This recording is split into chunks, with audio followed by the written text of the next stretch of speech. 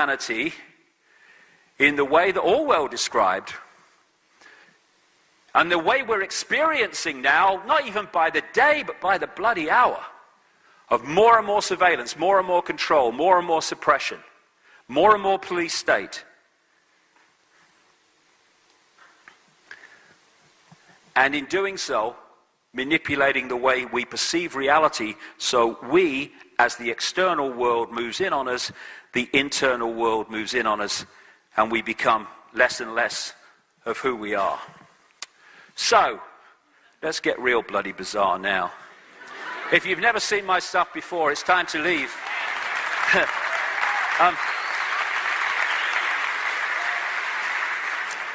Who are this non-human group or grouping behind these particular bloodlines, and how do they interact? I had to go through this, so everyone else should as well. I was minding my own business in the 1990s, and suddenly, I don't know what is this force I picked up or picked me up, I don't know, 20 years ago. But it's like opening and shutting doors and in a maze, and it says, okay, not down there, look at this, okay, now look at that. And what tends to happen is a theme comes into my life, and suddenly things are coming at me in relation to that theme from every angle. From 2003 to now, it's been the nature of reality all the time. Just earlier to that, from the just after mid-90s onwards, I kept coming across people who were telling me they'd seen, apparently human people, turn into a reptilian form and then go back again in front of their eyes. And you think, okay, right, back burner with that one. But as the months and the years passed, these were coming at me all over the world. And then I started looking at ancient texts and stuff like that, and accounts, and you could find the same stories being told all that apparently time ago. And there are many non-human entities that are interacting with this reality.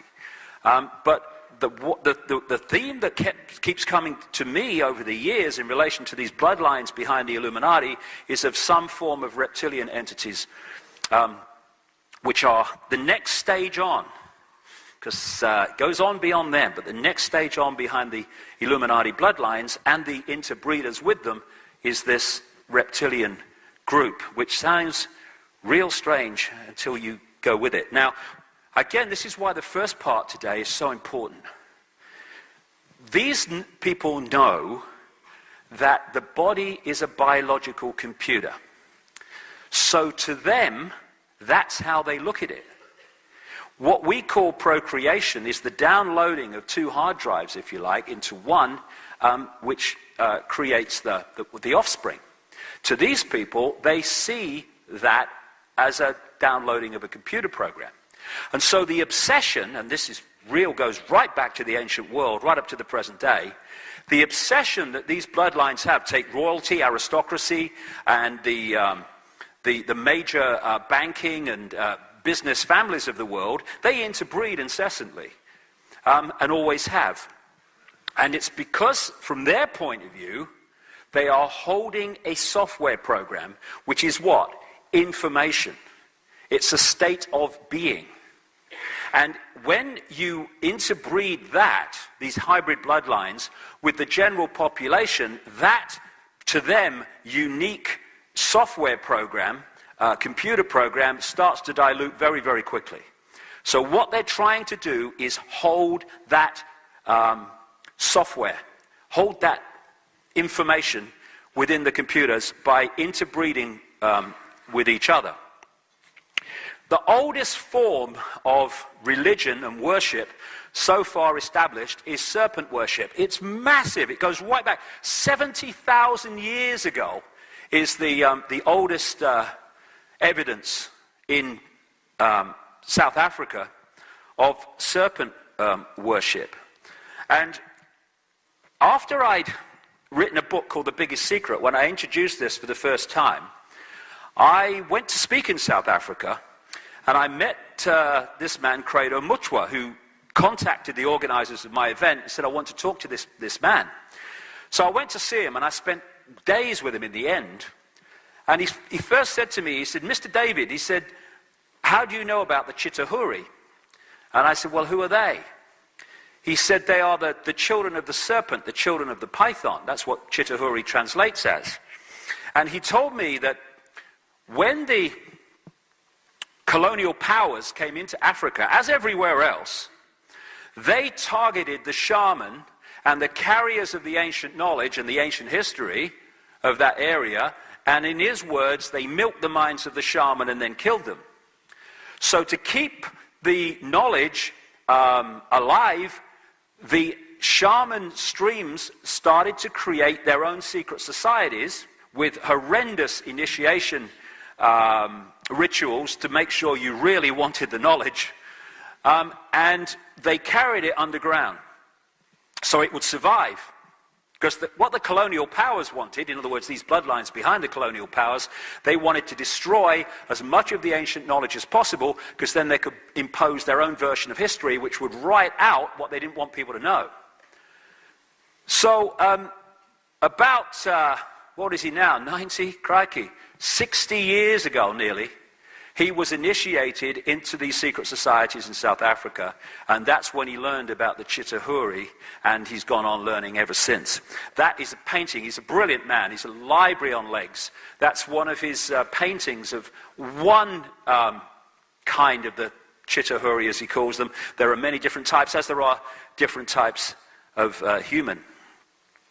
And he showed me this, what he calls the necklace of the mysteries. It's mentioned 500 years ago in accounts. He reckons it's at least 1,000 years old, and he calls it a necklace. You put it on your shoulders. Oh my God, it's so heavy. He sits there for hours with it. I don't know how he does it. And what he does, because he's the official storyteller of the Zulu nation, what he does is use these symbols to tell the story of Africa, the people of Africa. And right at pride of place at the front is a human woman and a very clearly non-human man with a big willy in come and get me mode. And interestingly, he says that was originally gold. And then someone stole it and they couldn't replace it with gold, so they replaced it with copper. But then again, this is southern Africa. You go to North Africa, and one of the key foundation stories and myths of ancient Egypt is of the golden penis of Osiris. And the more and more that I see this, these are symbolic of this bloodline, of this connection, this hybrid bloodline connection. And what Credo was saying, yeah, I used to go out with someone like that. It was good. That's the lady. And here's the guy. Now, he doesn't look very reptilian. I pointed that out to him. And he said, this is the story. The Chitauri, when they were manifesting openly in some areas, said, you must never portray us as we really are, otherwise death. So he said what people did is they portrayed them as clearly not human in various ways, but not actually as they really looked. Although if you go one stage back from Sumer, in the same area, which was the Ubaid culture which preceded Sumer in Mesopotamia, now Iraq, you do find in the graves of Ubaid graves, there have been found very clearly representations of reptilian mothers and babies and all the rest of it. This is a symbolic image by Neil Haig of this hybrid bloodline, which has we all have, and I'll come to this, we all have reptilian genetics, very, very serious reptilian genetics within the body hologram computer, but these hybrid bloodlines have much more reptilian genetics, and therefore have much more of the reptilian genetic personality, if you like. And around the world, again, it's like, have you seen that new car? No, and you see them everywhere. Again, once this reptilian thing came into my life, I started to realize just how much reptilian imagery there is everywhere, all over the world. And the ancient myths and stuff like that of the Nagas in Asia, the people who were said to be part reptilian, part human, and could move between the two. And the many images you find portrayed of this coming together of earth women and this reptilian race, and part human, part non-human, and all the rest of it. These are just a few examples that have been sent to me from around the world, but crikey, there's loads and loads of them that portray the same basic symbol of, again, fighting the snake, fighting the dragon is all part of it. And of course, one of the key stories in the Bible is of the serpent in the Garden of Eden, which, when you read that story in the way it's portrayed, absolutely changed the way that humans acted and saw themselves in the world. When you see the symbolic way that it's talked about. And I was on a Christian radio station in America a few months back, and they say, oh no, serpents and all that. I said, well, hold on a second. Do you think that if you believe the Garden of Eden story, and again, the Garden of Eden story told in different ways using different names, you can find that all over the world as well. Same recurring theme. And I said, do you really think that if you believe it to be, that the serpent in the Garden of Eden was a snake on the ground? Could you think it could be that could be symbolic of something? And it's just another example of the reptilian symbolism all over the place.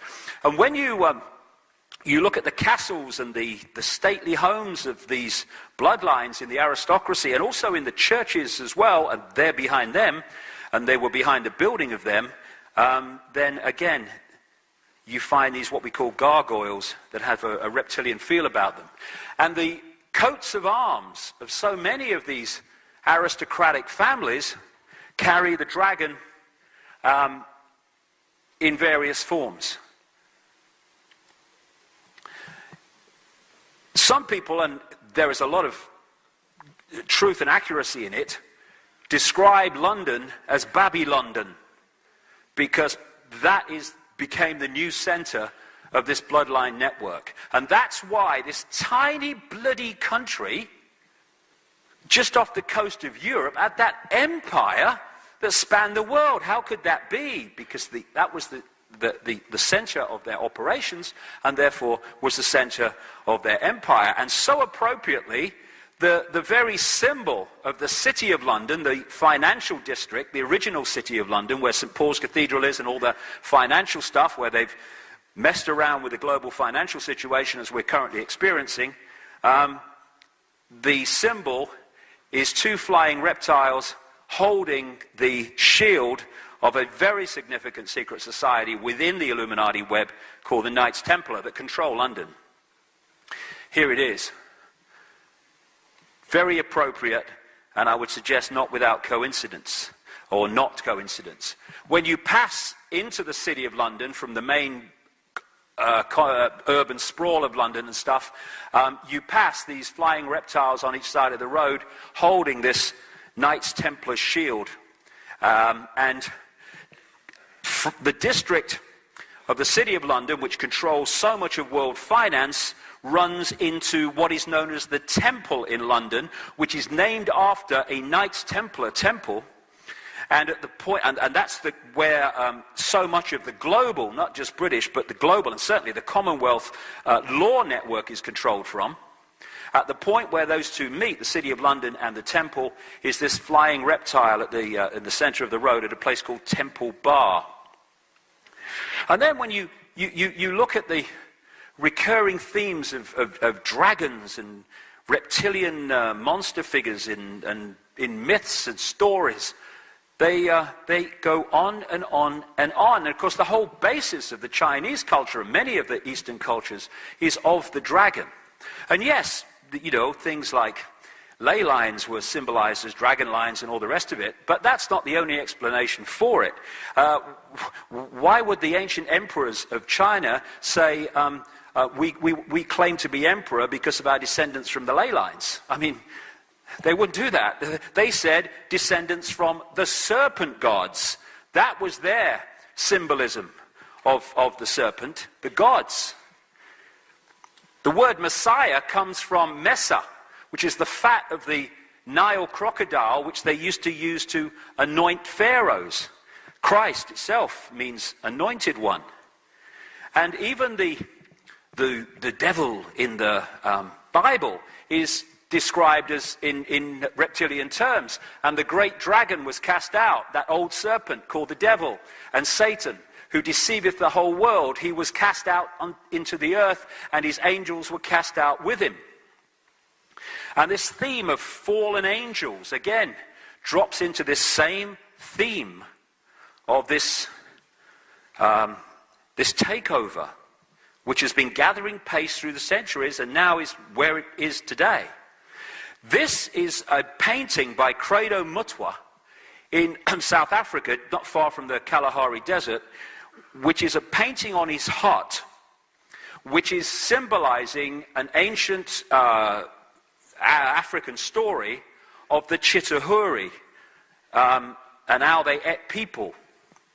And this is Alfa Romeo, which is straight from that ancient myth. I mean, why would Alfa Romeo have a bloody snake in a human? It's a bloody car.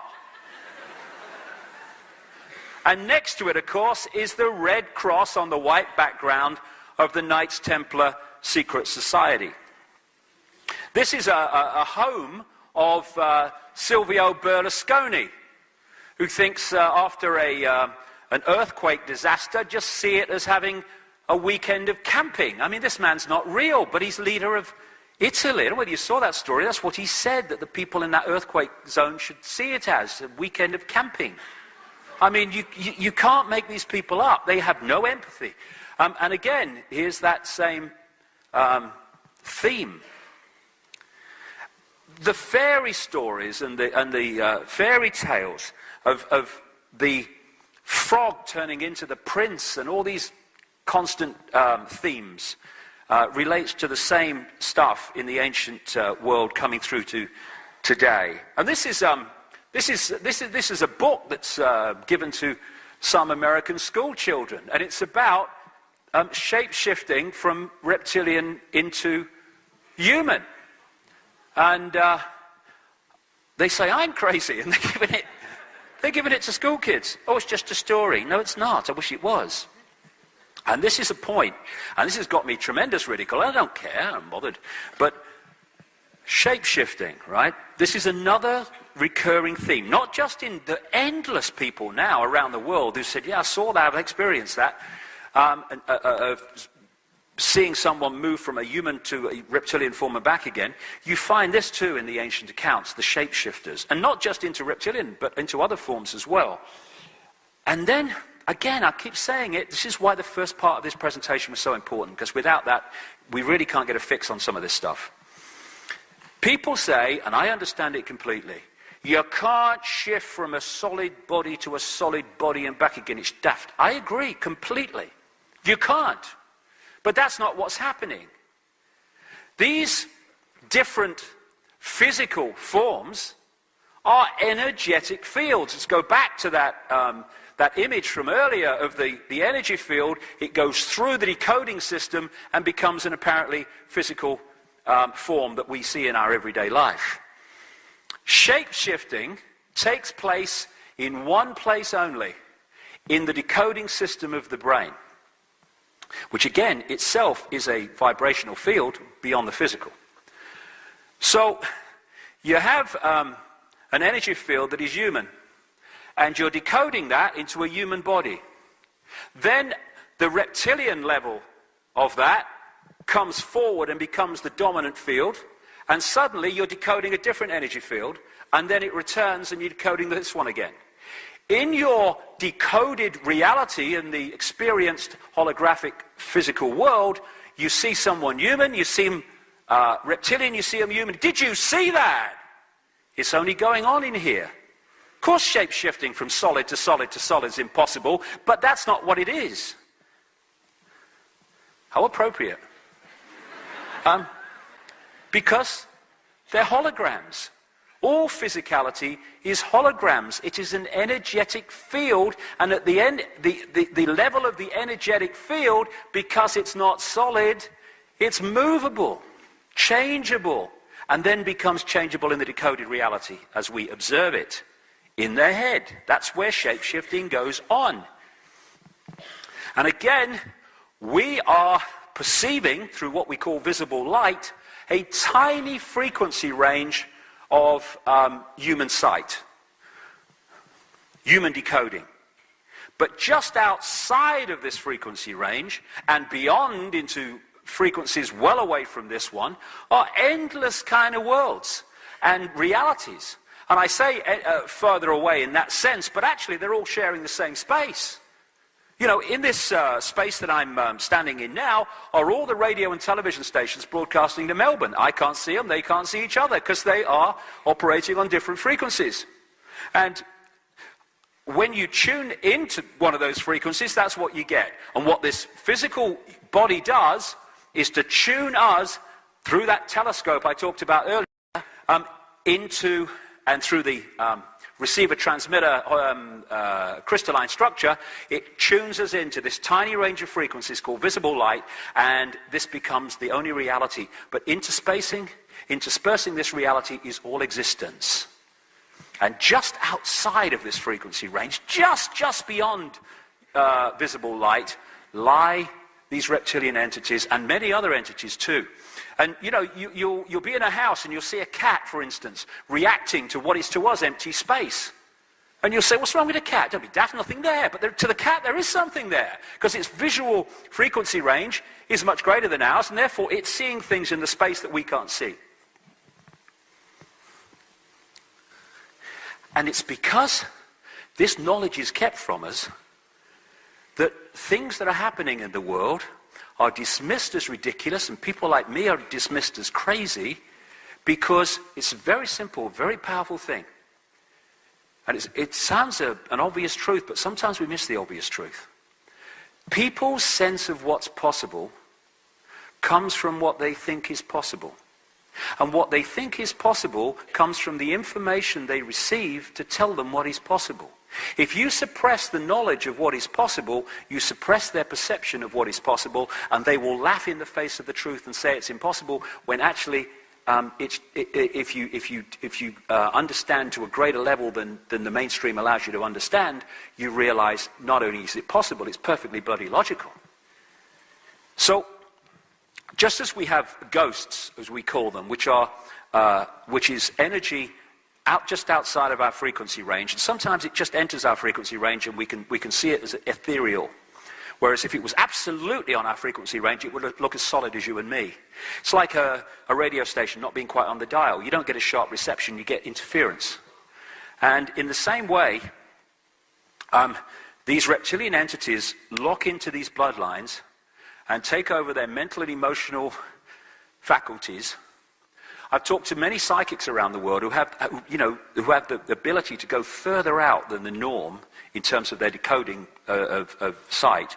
And they, many of them have told me how they've seen not just reptilian entities, but other entities too, non-human, who are what they call overshadowing humans as they observe them, and locking into these bottom two chakra points here, the base chakra and the one just above.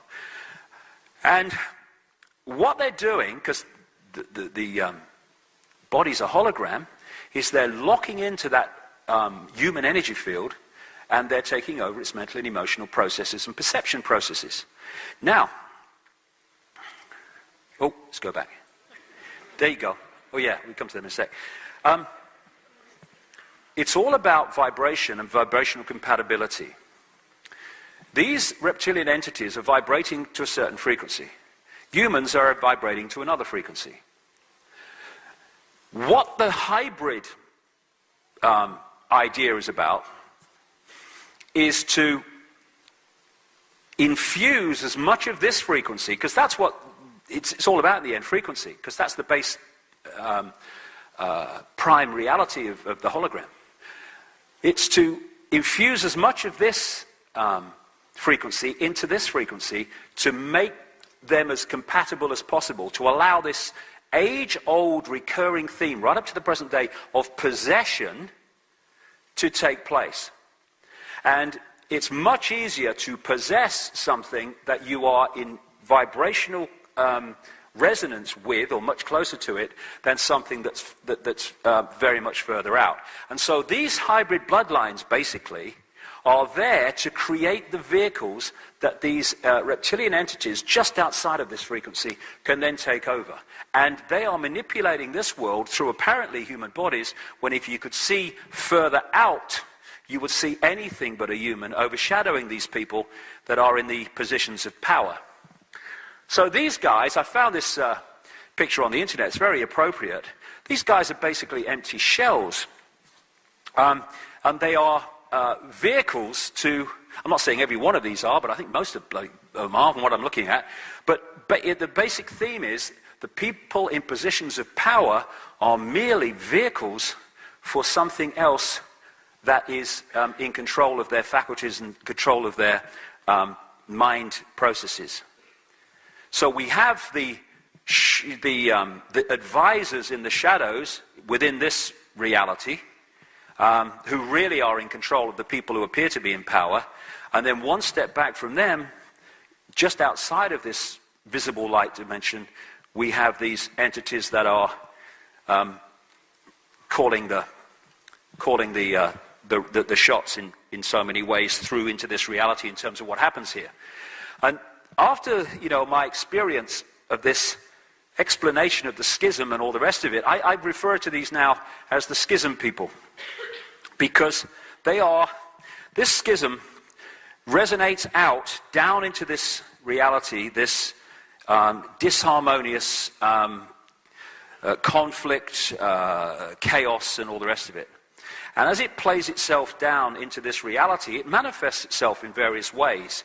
And it is in those entities that lock into that schism energy, they manifest its state of being. They are expressions of it. And you find that these people do not have the basic values of compassion, empathy that most humans have, because they're locked into a deeply disharmonious and imbalanced consciousness that manifests out those values. And so to these people, pepper bombing Baghdad, they have no emotional consequence for that at all, because they have no empathy. Whereas we couldn't do it because we would have empathy with the consequences for others of their actions. And so they are operating on a completely different point of observation of life, reality, than we are. And therefore, anything goes with these people because of that. And these schism people, as they've taken control of human society, have created what? A human society that represents that schism. It's division. It's fighting with each other. It's trying to compete with each other, dominate each other, top dog, up the greasy pole. They're all manifestations of this basic energy disharmony. And so it goes up the levels from the human up through eventually to this schism energy. And all these things are manifestations within the decoded holographic world of the state of disharmony of this energetic schism, which has affected life in this reality, this part of it anyway, so fundamentally. So you have these reptilian entities, I'm sure other entities too, but the reptilian thing keeps coming up, who take over the thought process and mental processes.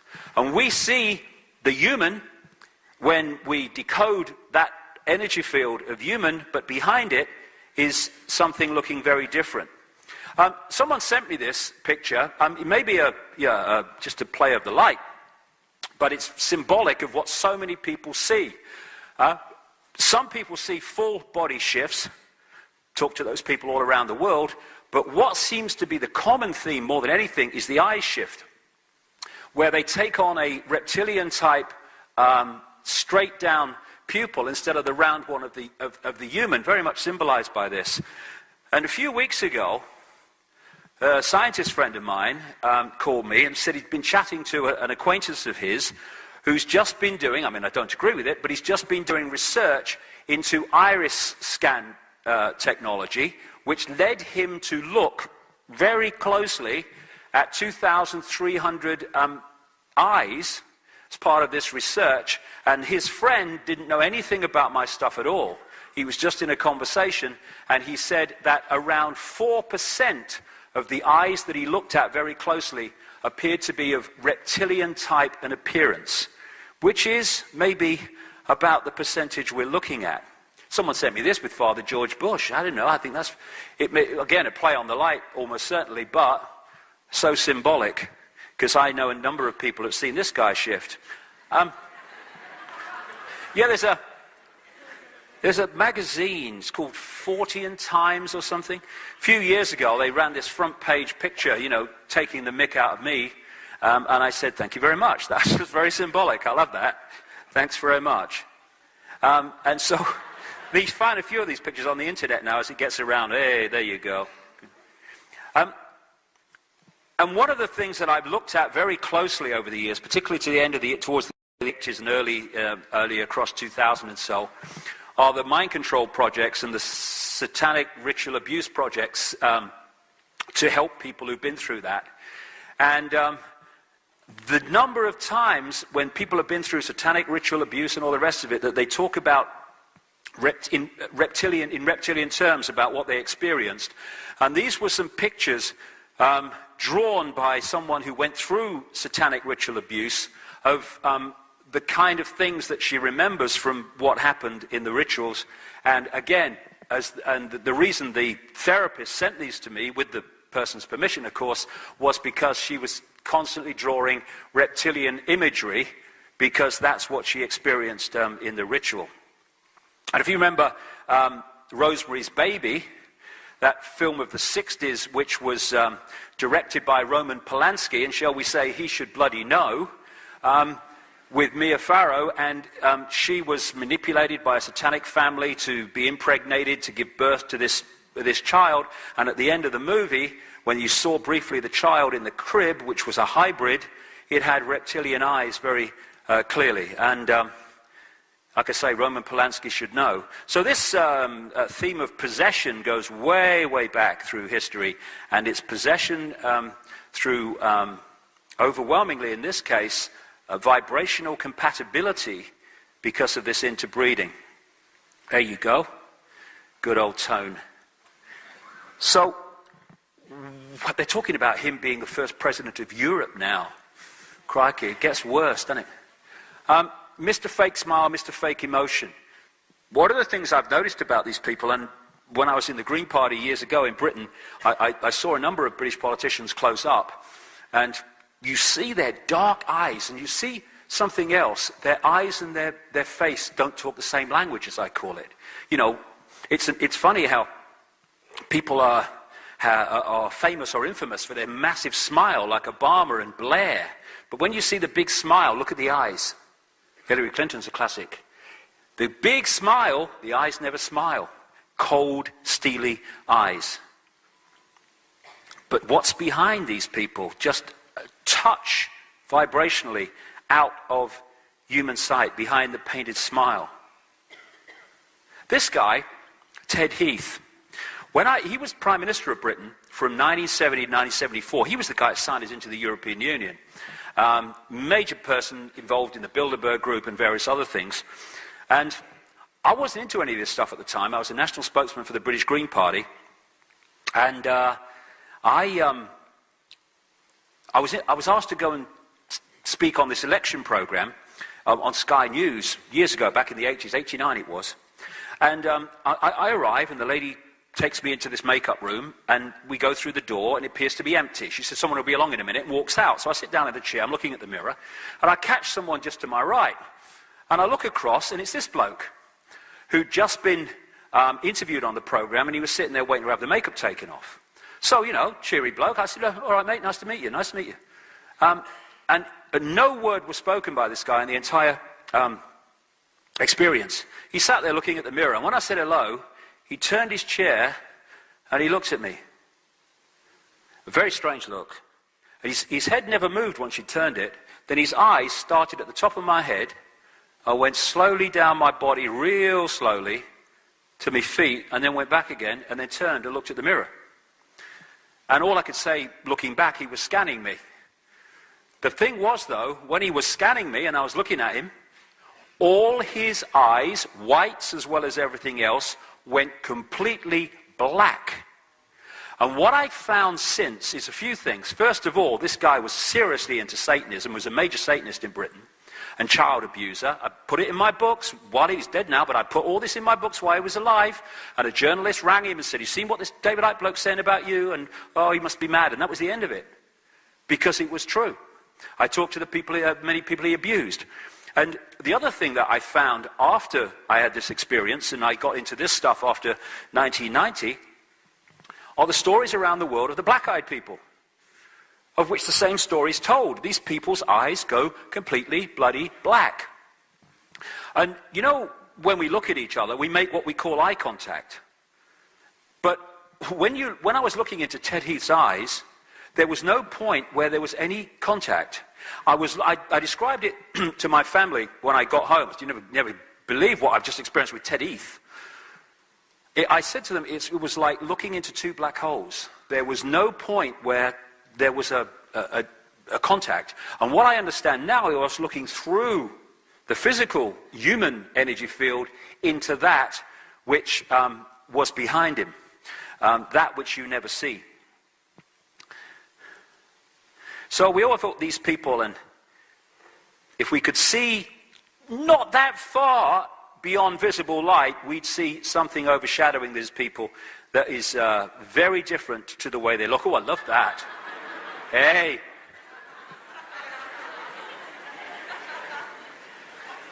They say a picture tells 1,000 words, don't they?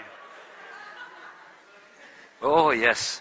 And that's the other thing. And, you know, what are the British royal family famous for? Emotionless behavior towards their offspring and stuff. And you find that a lot with these, not always. And again, you know, I'd throw this away, but the thing that I've more and more begun to kind of understand, or at least go in that direction, seeking more understanding, is that because we live in a digital reality on one level, you know, you've seen these adverts, where the digital adverts now, where they put in famous actors from the past, from movies, and they put them in with modern actors in adverts and stuff. They don't do it so much now, but a few years ago it was very popular. And the real best ones, you can hardly tell the bloody difference, even at that level of technology. The level we're talking about in terms of the reality and the manipulation of the reality is light years beyond anything that we have here. And you know, they talk about sentient programs in the Matrix, and, you know, the woman in the red dress who appears to be absolutely like everyone else, but is actually just a digital insert. More and more that I understand this, I'm sure there are vast numbers of digital inserts around, and I think a lot of them are these people, actually, that are just vehicles for these other entities just outside of human sight to run this reality. And it seems to me there are three types. There are those that are digital implants. There are those people in the world who are conscious and have the potential to connect to consciousness, but are stuck in mind, which I talked about earlier. And there are those, and thank goodness they're an increasing number as this awakening goes on, who actually are in this reality, but are connecting to levels of awareness beyond it. And that's where the change lies. Oh, Neil Haig knocked this out as a bit of a joke. The red dress bloodlines of the digital implants, maybe. This guy, Carl Sagan, what time is it? We're obsessed with time. Oh, I'm not doing too bad. This guy, Carl Sagan, the cosmologist, he wrote in great detail about the impact of reptilian genetics upon humans. And human behavior. And he wrote this book, The Dragons of Eden, going back to history and the talk of dragons and the reptilian and stuff, but also the reptilian genetics that is within all of us.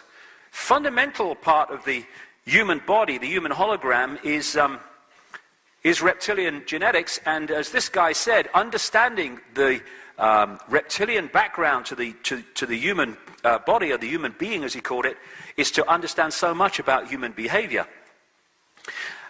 The oldest part of the human brain is called the R complex by scientists, short for reptilian brain, because of the reptilian input that we've had in our body development.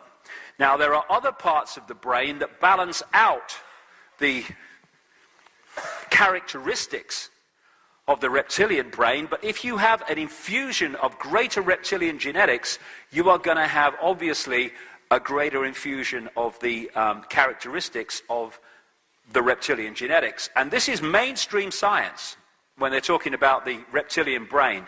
From there, we get primitive emotional responses, cold-blooded behavior, and territoriality, as they call it. This is mine.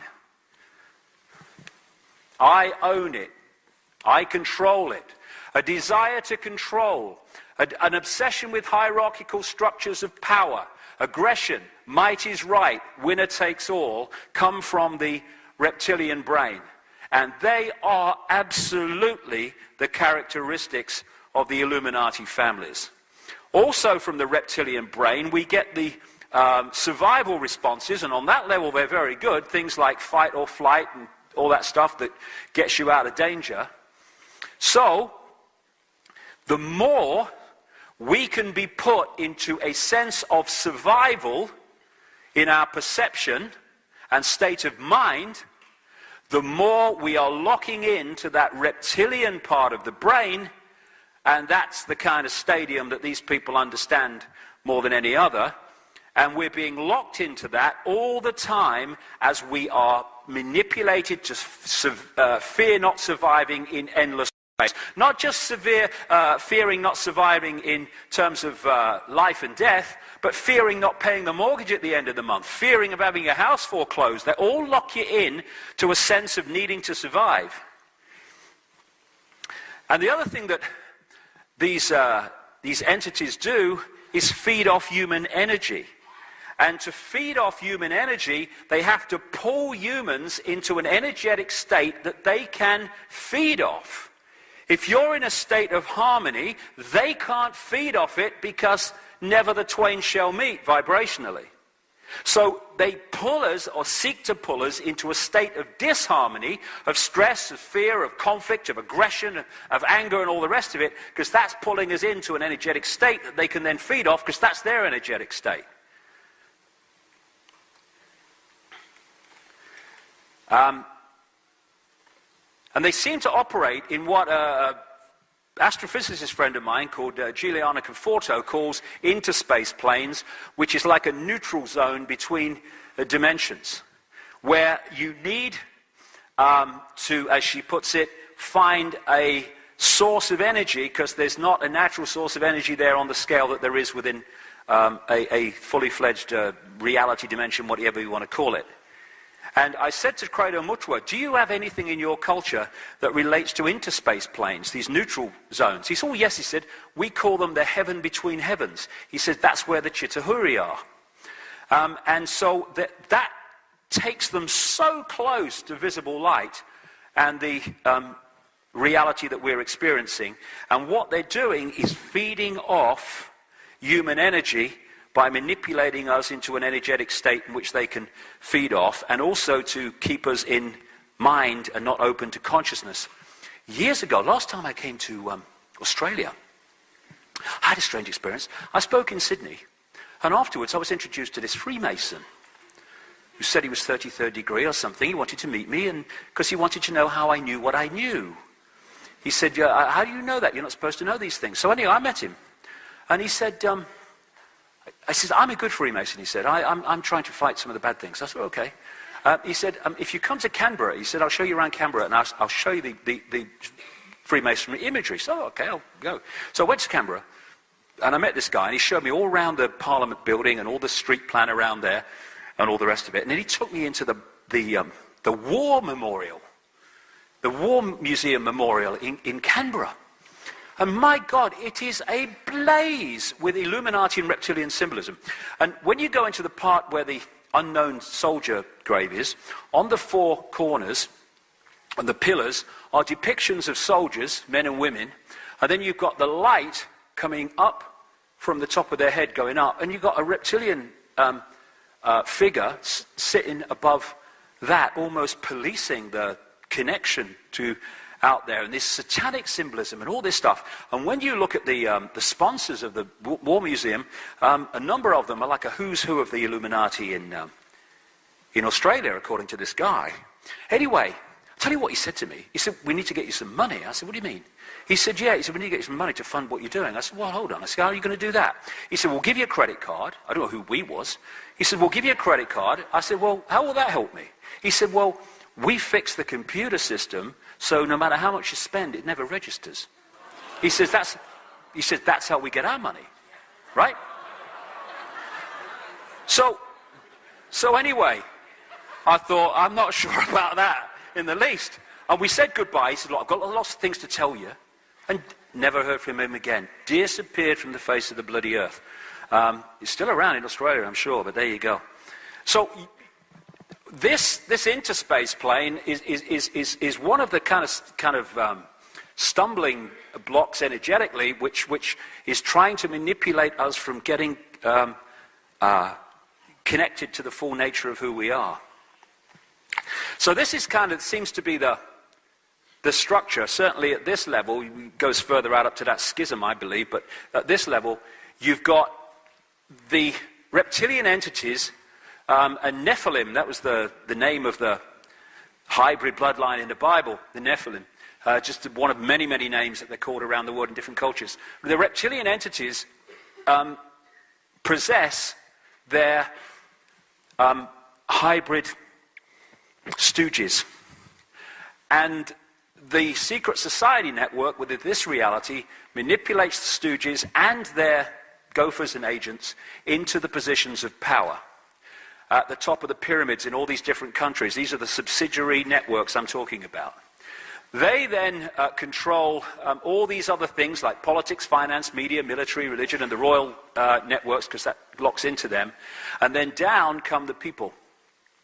And these people at the top, who appear in everyday reality and on the news bulletins, often to be at odds with each other and fighting each other. And so lots of infighting goes on among these people because they're so imbalanced that of course they're going to fight for them among themselves, but there is a level that knocks heads together when it gets in the way. And so they're manipulating, playing different countries and groups and Islamic and stuff off against each other. And if you notice, the people that declare the wars never bloody fight them. These people go off like silly sods and fight them. And these people who have nothing against these people, but those people tell them they should, and all the rest of it, and the people fight among themselves, creating great stress, great disharmony, energy to be absorbed, and all the rest of it, because they're manipulated by the tiny few into this stuff. I mean, if George Bush, boy George Bush, had been in Iraq when the first bullet was fired, he'd have been under a bed in Houston when the second bugger went off. These people do not fight the wars, they just declare them. We fight the wars, and if we stopped fighting the sodding wars and came together, we'd made the whole system completely impotent.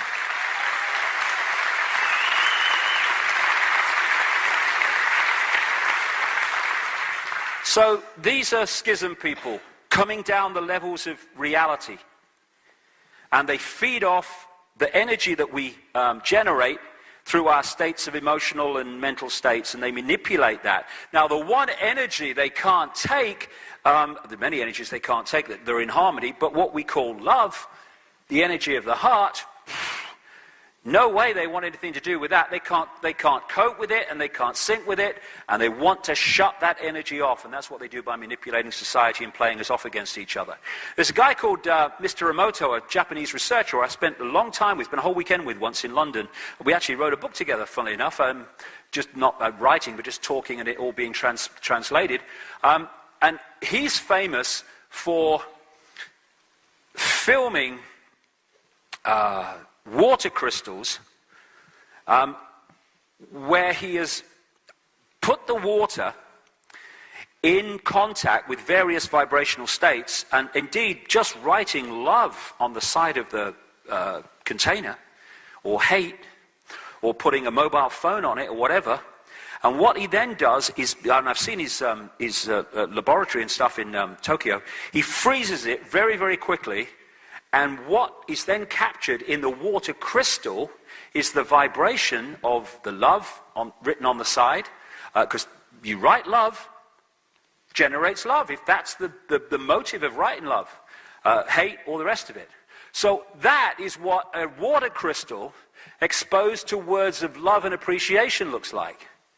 This is what a water crystal looks like when it's exposed to hate. Now, that's the world before the schism. This is the world afterwards.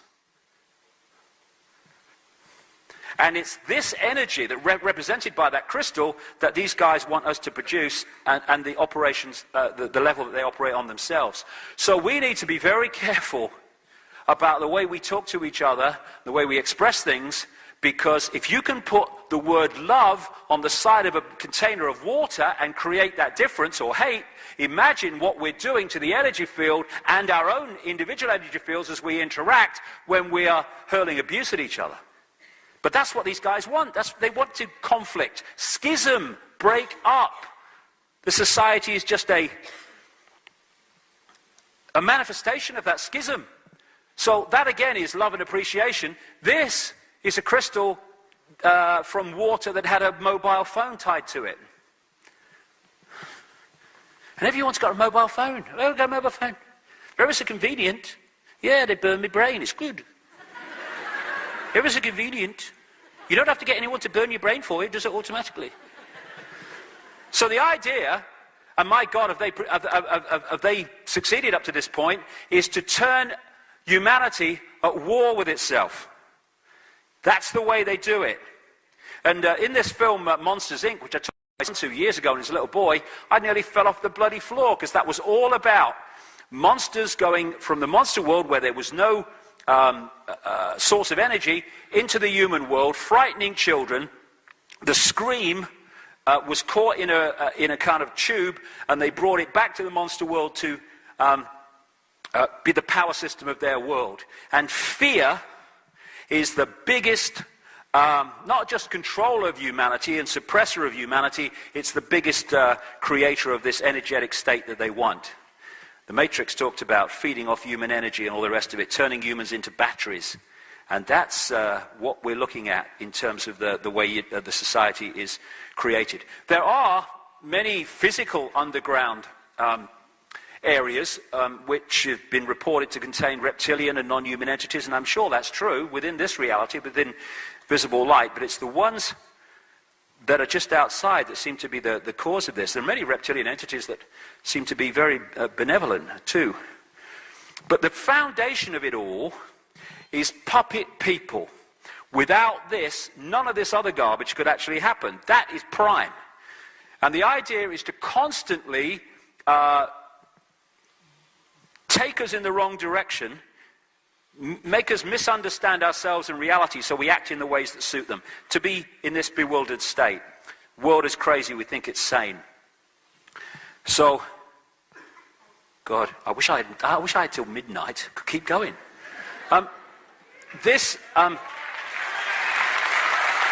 So much, it all connects. So, it seems to be a bewildering world, and totally chaotic. And on the play-out side, it does seem to be like that, yes. But it's not really, if you take a step back. And the key thing that I try to get across all the time are what I call coordinates, key coordinates.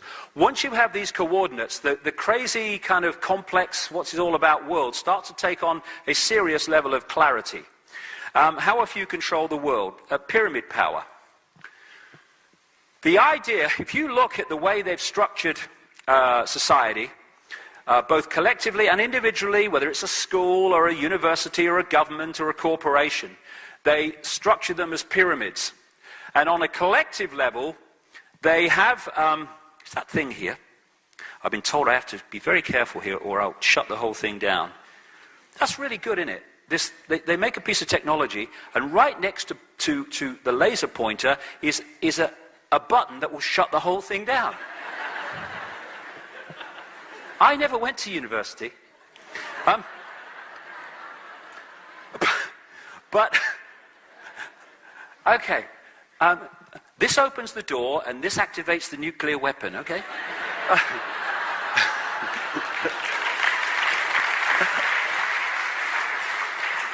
The way they've structured is to hoard the knowledge, this advanced knowledge, both of what we'll be talking about now and what we talked about in the first section, in the highest levels of these pyramid structures that they've created.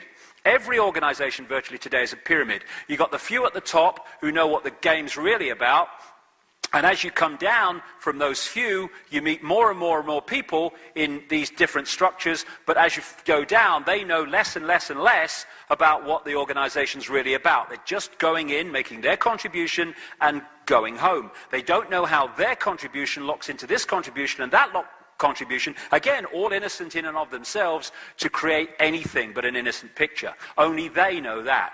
So what they've done is hoarded the knowledge, not least through the secret society network, and they've sucked as much of that knowledge out of circulation as they can. And their nightmare now is it's started to come back. Too bloody bad. Guys, it's about time.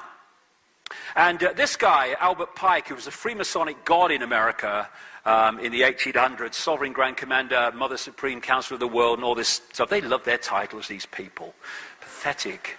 And he wrote this. This was in a book for Freemasons.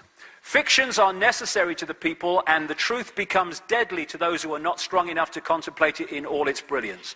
In fact, what can there be in common between the vile multitude and sublime wisdom? The truth must be kept secret, and the masses need a teaching proportional to their imperfect reason. That's what they do, is hoard the advanced knowledge and give us a fake version of reality. And this is the structure which shows, and I'm probably being bloody optimistic where I put these people. These are the levels of presidents and prime ministers and head of NATO and stuff. This is where, within the Bloodline Network and the shadow people right at the top, you never see, this is where the real power is. And these people who appear to be in power are actually just vehicles to introduce what is decided there into mainstream society. George Bush is a classic. Oh, there he is, synchronicity. He's the next one. So people said, George Bush is Big Brother. What? He can't tie his shoelaces. No, he's not Big Brother. He's just a front man. And if you are in the public eye as a president and prime minister, you are by definition a front man. They don't put their key people there. They put gophers there. They might be in on it, a lot of them, and some of them don't. They're just manipulated, and some of them just want power and will do anything necessary for it. So they'll say, you know, we'll put you in power if you do this. Okay, and so they'll become prime minister or president. And so now it's no different. This guy reads teleprompters better than George Bush did, but apart from that, policy is pretty much the bloody same, hidden by rhetoric. And in every country, including Australia, Britain, everywhere, you have overwhelmingly two parties, usually, that have any chance of forming a government. And so people think, oh, we're going to change to them now, we'll change to them now. But the same force controls both sides, so whoever's in power is a representative of this force in the shadows. As some people say in America, you know, don't vote, it only encourages them. You know, I've not voted for years, it's a waste of time. Do you want this mask on the face, or do you want that mask on the face? No, thanks. I'll go home, thanks, have a cup of tea. Do a lot more good than voting for either of them. This guy, David Roskopf, is a former managing director of Kissinger Associates, notorious Illuminati company, and he wrote this book last year called Superclass, in which he talked about a power elite that was making the world, but it was a cover story. It's becoming so blatant now that a few are running the show that this was a book to divert people away. Oh yes, there is an elite, but they're not connected, they're just loosely because they all don't. Oh, shut up. It's fundamentally controlled, man. Go away, take your check, leave me alone. And so this is how they've structured global society, of a series of pyramids within pyramids within pyramids, like Russian dolls, one inside a bigger doll, inside a bigger doll, inside a bigger doll. And so in the end, all these different pyramids of media, banking, politics, education, media, religion, all the rest of it, intelligence agencies, the pharmaceutical industry, all of it, they all are pyramids, and eventually they all answer to the same pyramid peak, which are these Illuminati families. And through this structure, they can put down from that point the same policies of incessant centralization of power and other changes in society, which here, as we experience them, seem to be coming from unconnected groups and institutions and places of society, when if you go to that point, they're all coming from the same point, and that's why it's so coordinated, and that's why now it's happening so quickly, because it's so coordinated. So what you have is one force manipulating in the play-out world of the daily experience, often apparently people in conflict with each other. It's all a game, it's all a mind game. This is the movie I talked about earlier, and this is the secret agenda that manipulates the movie to manipulate human perception in the same way that we've seen here in that image. And these people, in the end, are just puppets of this force. And like I say, I'll just go back on that one, but only quickly. This is to emphasize the point that because of their genetic makeup and energetic makeup, and the way that I now begin to understand they're connected to the schism energy in terms of their perception, this is why they can do these things and have no emotional consequence whatsoever, because they appear to have a very low, at least low, sometimes non-existent level of empathy with the consequences for others of their actions. Another coordinate, methods of manipulation. I think one of the most effective things I've ever come up with in this whole 20 years is this description of problem, reaction, solution, because it is so fundamental to pushing this whole thing on. And it's very simple. Everybody in this room know about it, but just go for it, because we're doing a DVD of this as well. So we'll, for people watching the DVD who haven't come across this before, maybe it's very simple. You want to change society in a way that you know that if you announce it openly, you're going to get a massive public reaction against it. So you don't do that. Stage one, you create a problem covertly.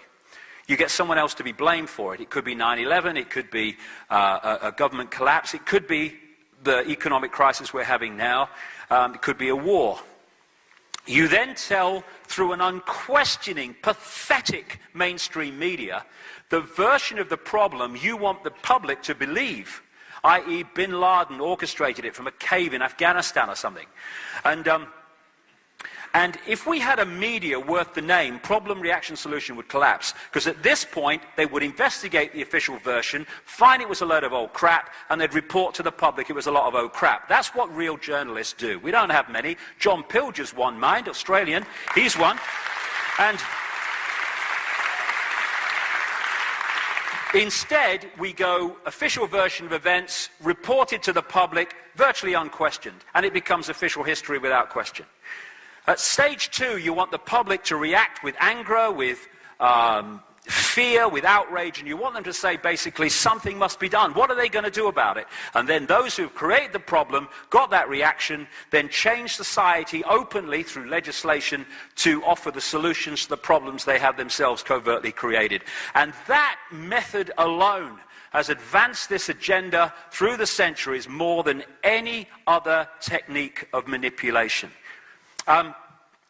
The 33rd degree of Freemasonry has this Latin motto, ordo ab chaos, order out of chaos, problem, reaction, solution. Create the chaos and then offer a new order, a new world order, which is the code name for this conspiracy. And God, it's coming out their mouths all over the place at the moment, isn't it? We need a new world order. You do surprise me.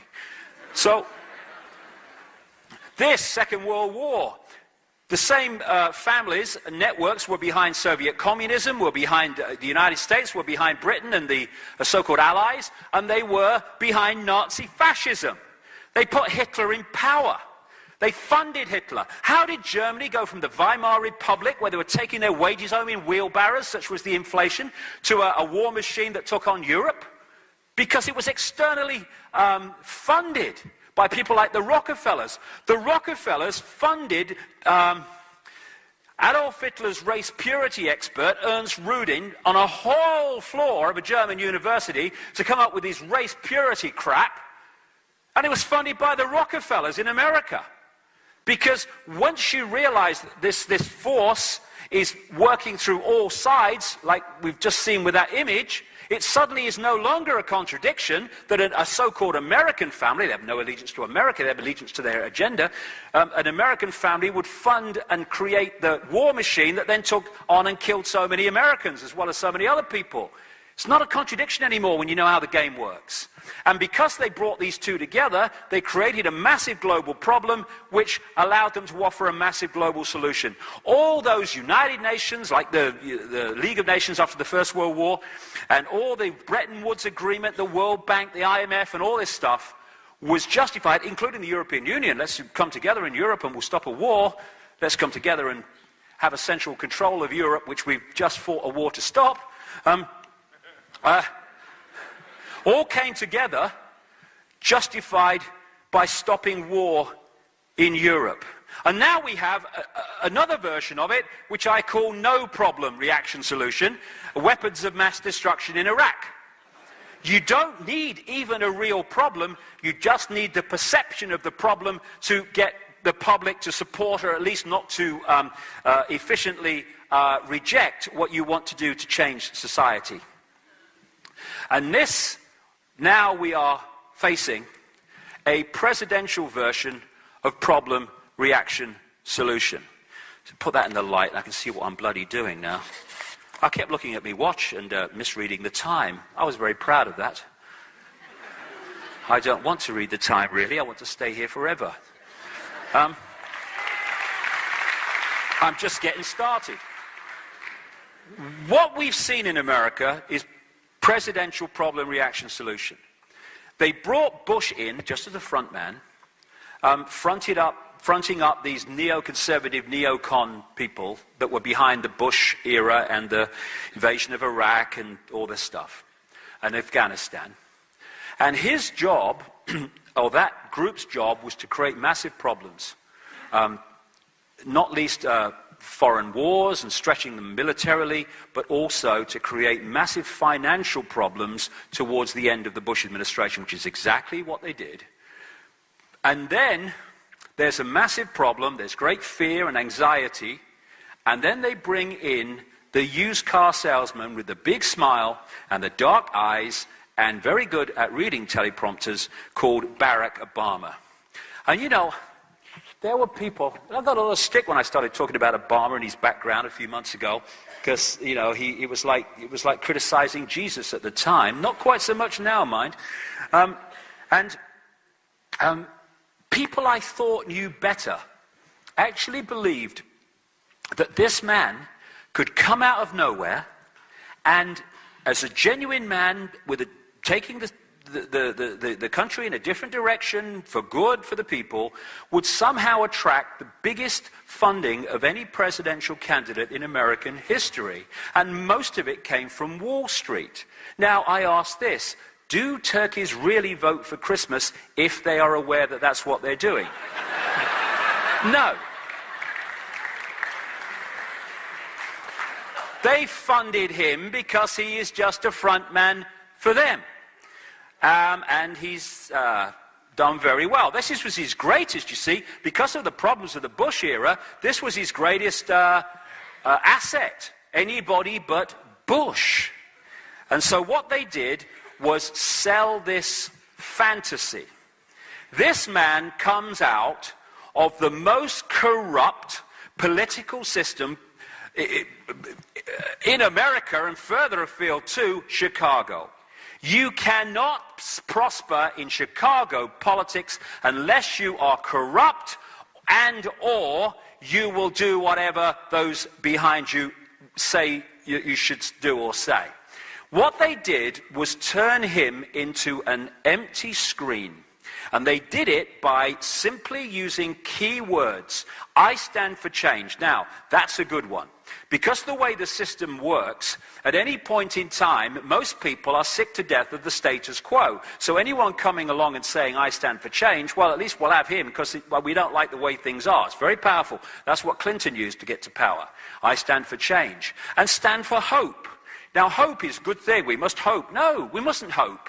Hope's in the future that doesn't exist. Hope is always the horse on the carousel that's just a bit in front of yours and you're never going to catch it up. Hope is a holding position from real change. That's what hope is.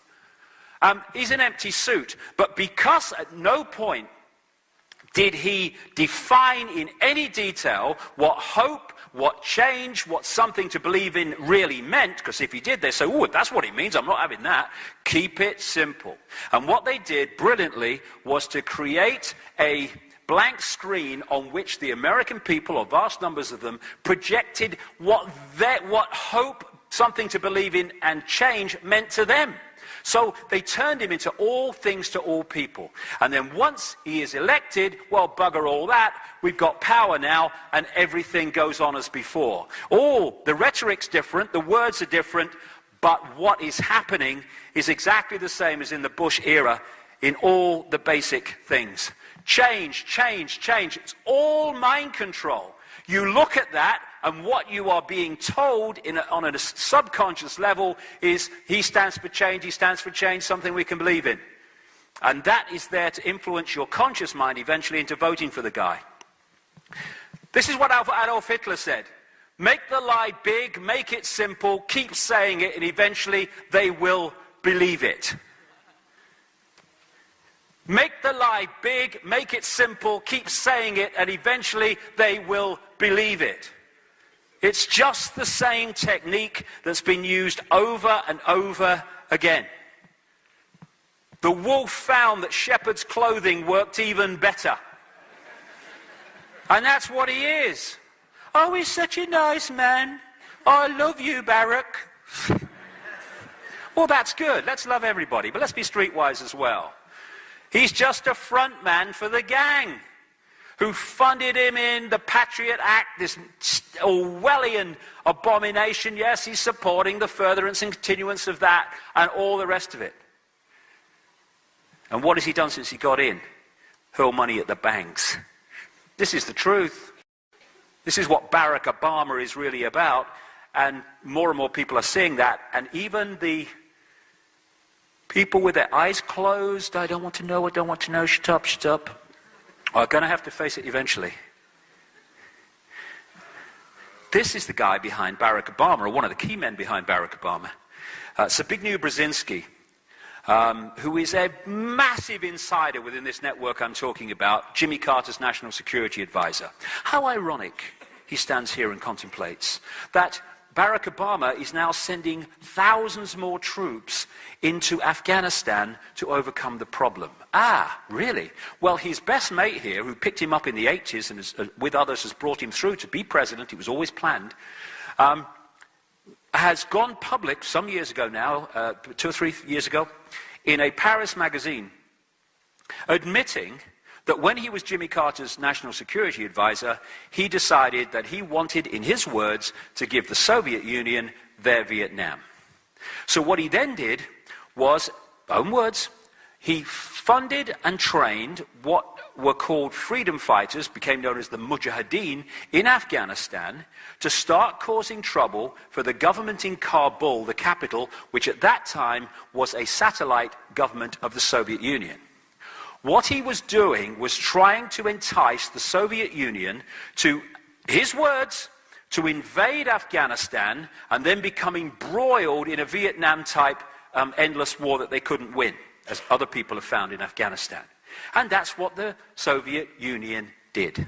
And they were there for about 10 years, and never mind the Russians who died, 1 million Afghans died, and this guy thought, well, that's not a problem, own words, because it gave them their Vietnam and brought them down as a superpower. This is how these people think.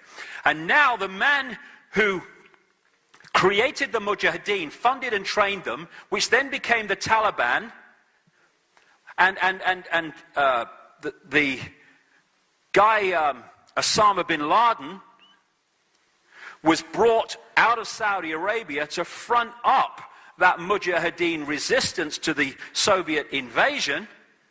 The man who started all that going, because he's asset, bin Laden, absolutely, totally convinced he's dead. I mean, you know, no one ever talks about him anymore, do they? Isn't it funny? Brzezinski, the man who started it all, is the guy, or one of the key guys behind Obama, who's now saying we've got to put thousands of troops into Afghanistan to stop the Taliban. Have a word with your mate. And Brzezinski talks about this area. He's been talking about this area for a long time. He calls it Eurasia. And he says that to control the world, in effect, in simple terms, you need to control Eurasia. This area of land that includes key places like Afghanistan, Iran, the places around the Caspian Sea, this great area of oil and gas reserves like Georgia, where they've been having problems recently, Pakistan, and all this area which so much of the world is now focusing on, is this area of the world going up into Russia. And Brzezinski seems to have a morbid genetic hatred of Russia for some reason, and that's what we're seeing. And Henry Kissinger is now being used by Obama, officially anyway, to negotiate and stuff with the Russians, which is, you know, it's like sending an atom bomb to a peace conference.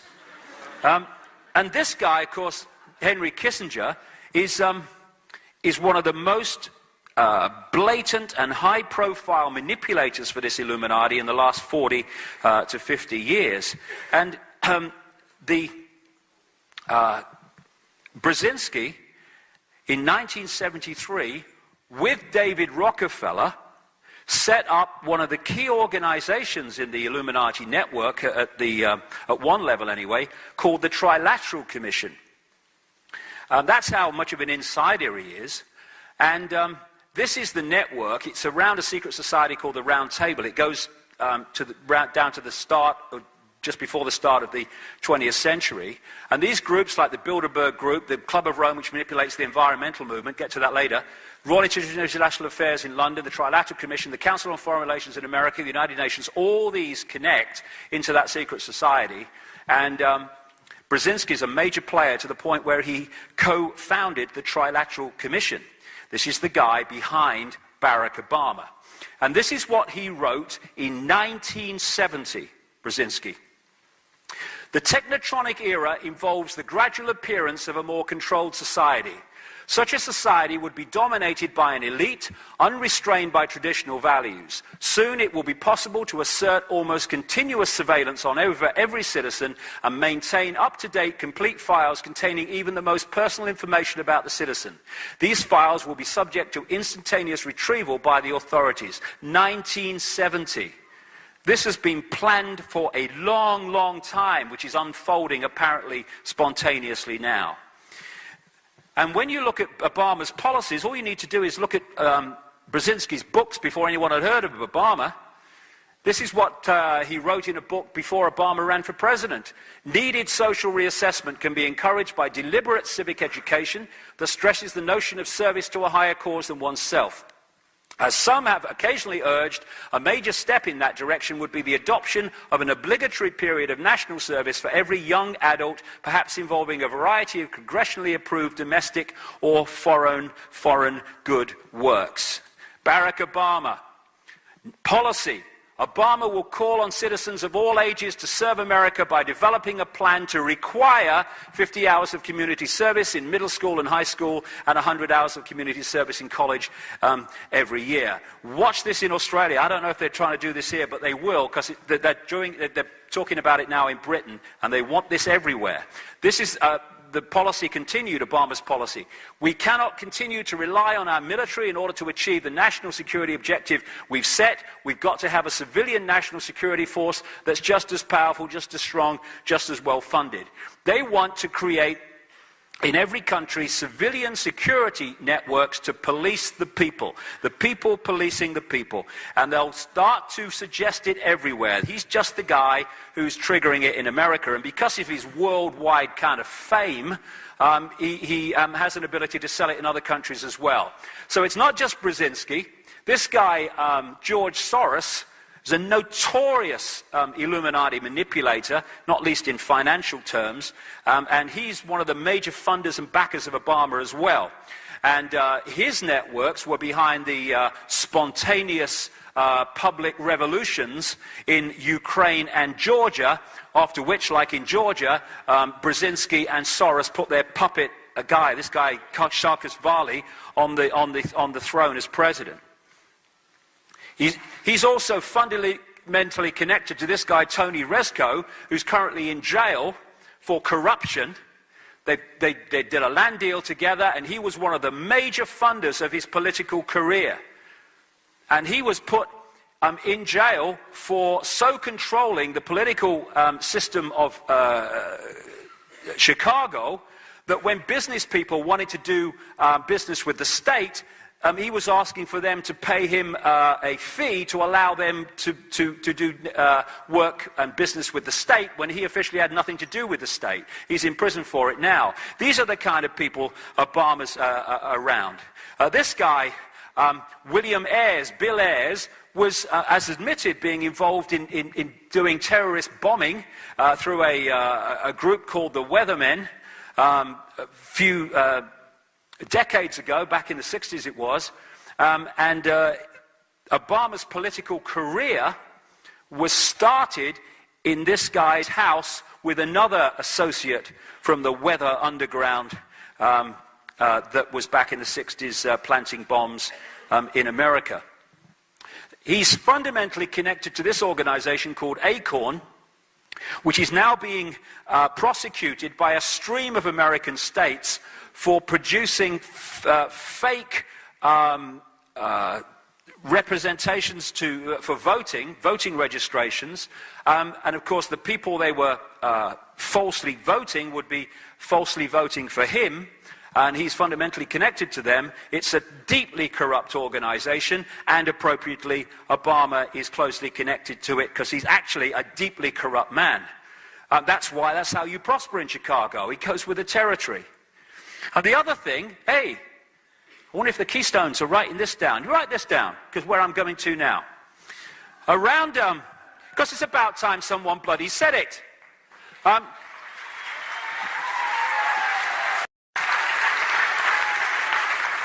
There is a political system, I'm not talking about Jewish people, it's not the same thing.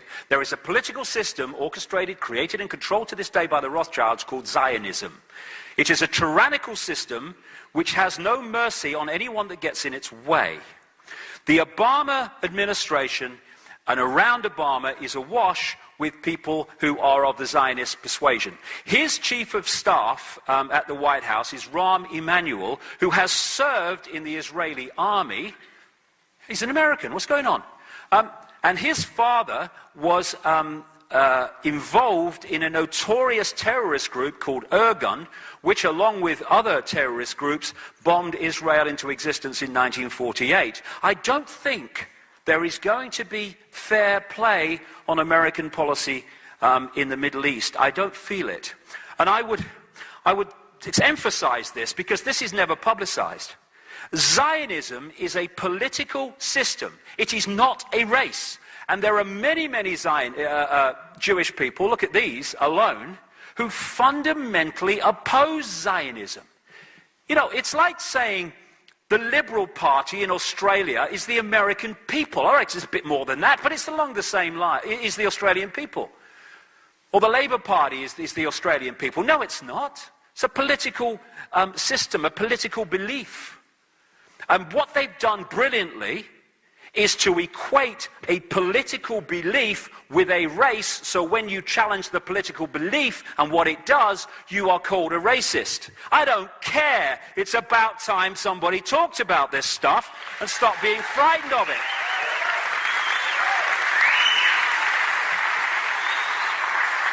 And if people realized Zionism is the creation of the Rothschild family, who are a major, major Illuminati family, along with many others, and interact with very closely in many ways with the Rockefellers. It was the Rothschilds who spent millions, £6 million pounds back in the 50s to build the Knesset, the Israeli parliament. It was the Rothschilds who built the Supreme Court in Jerusalem with all its massive Illuminati symbolism, which is well shown on the internet. This is a fiefdom of the Rothschilds, and Zionism has caused more mayhem and strife for Jewish people as anybody else. Why is there no peace in Israel? Because for Jewish people as well as Palestinians, because Zionism doesn't want it. That's why.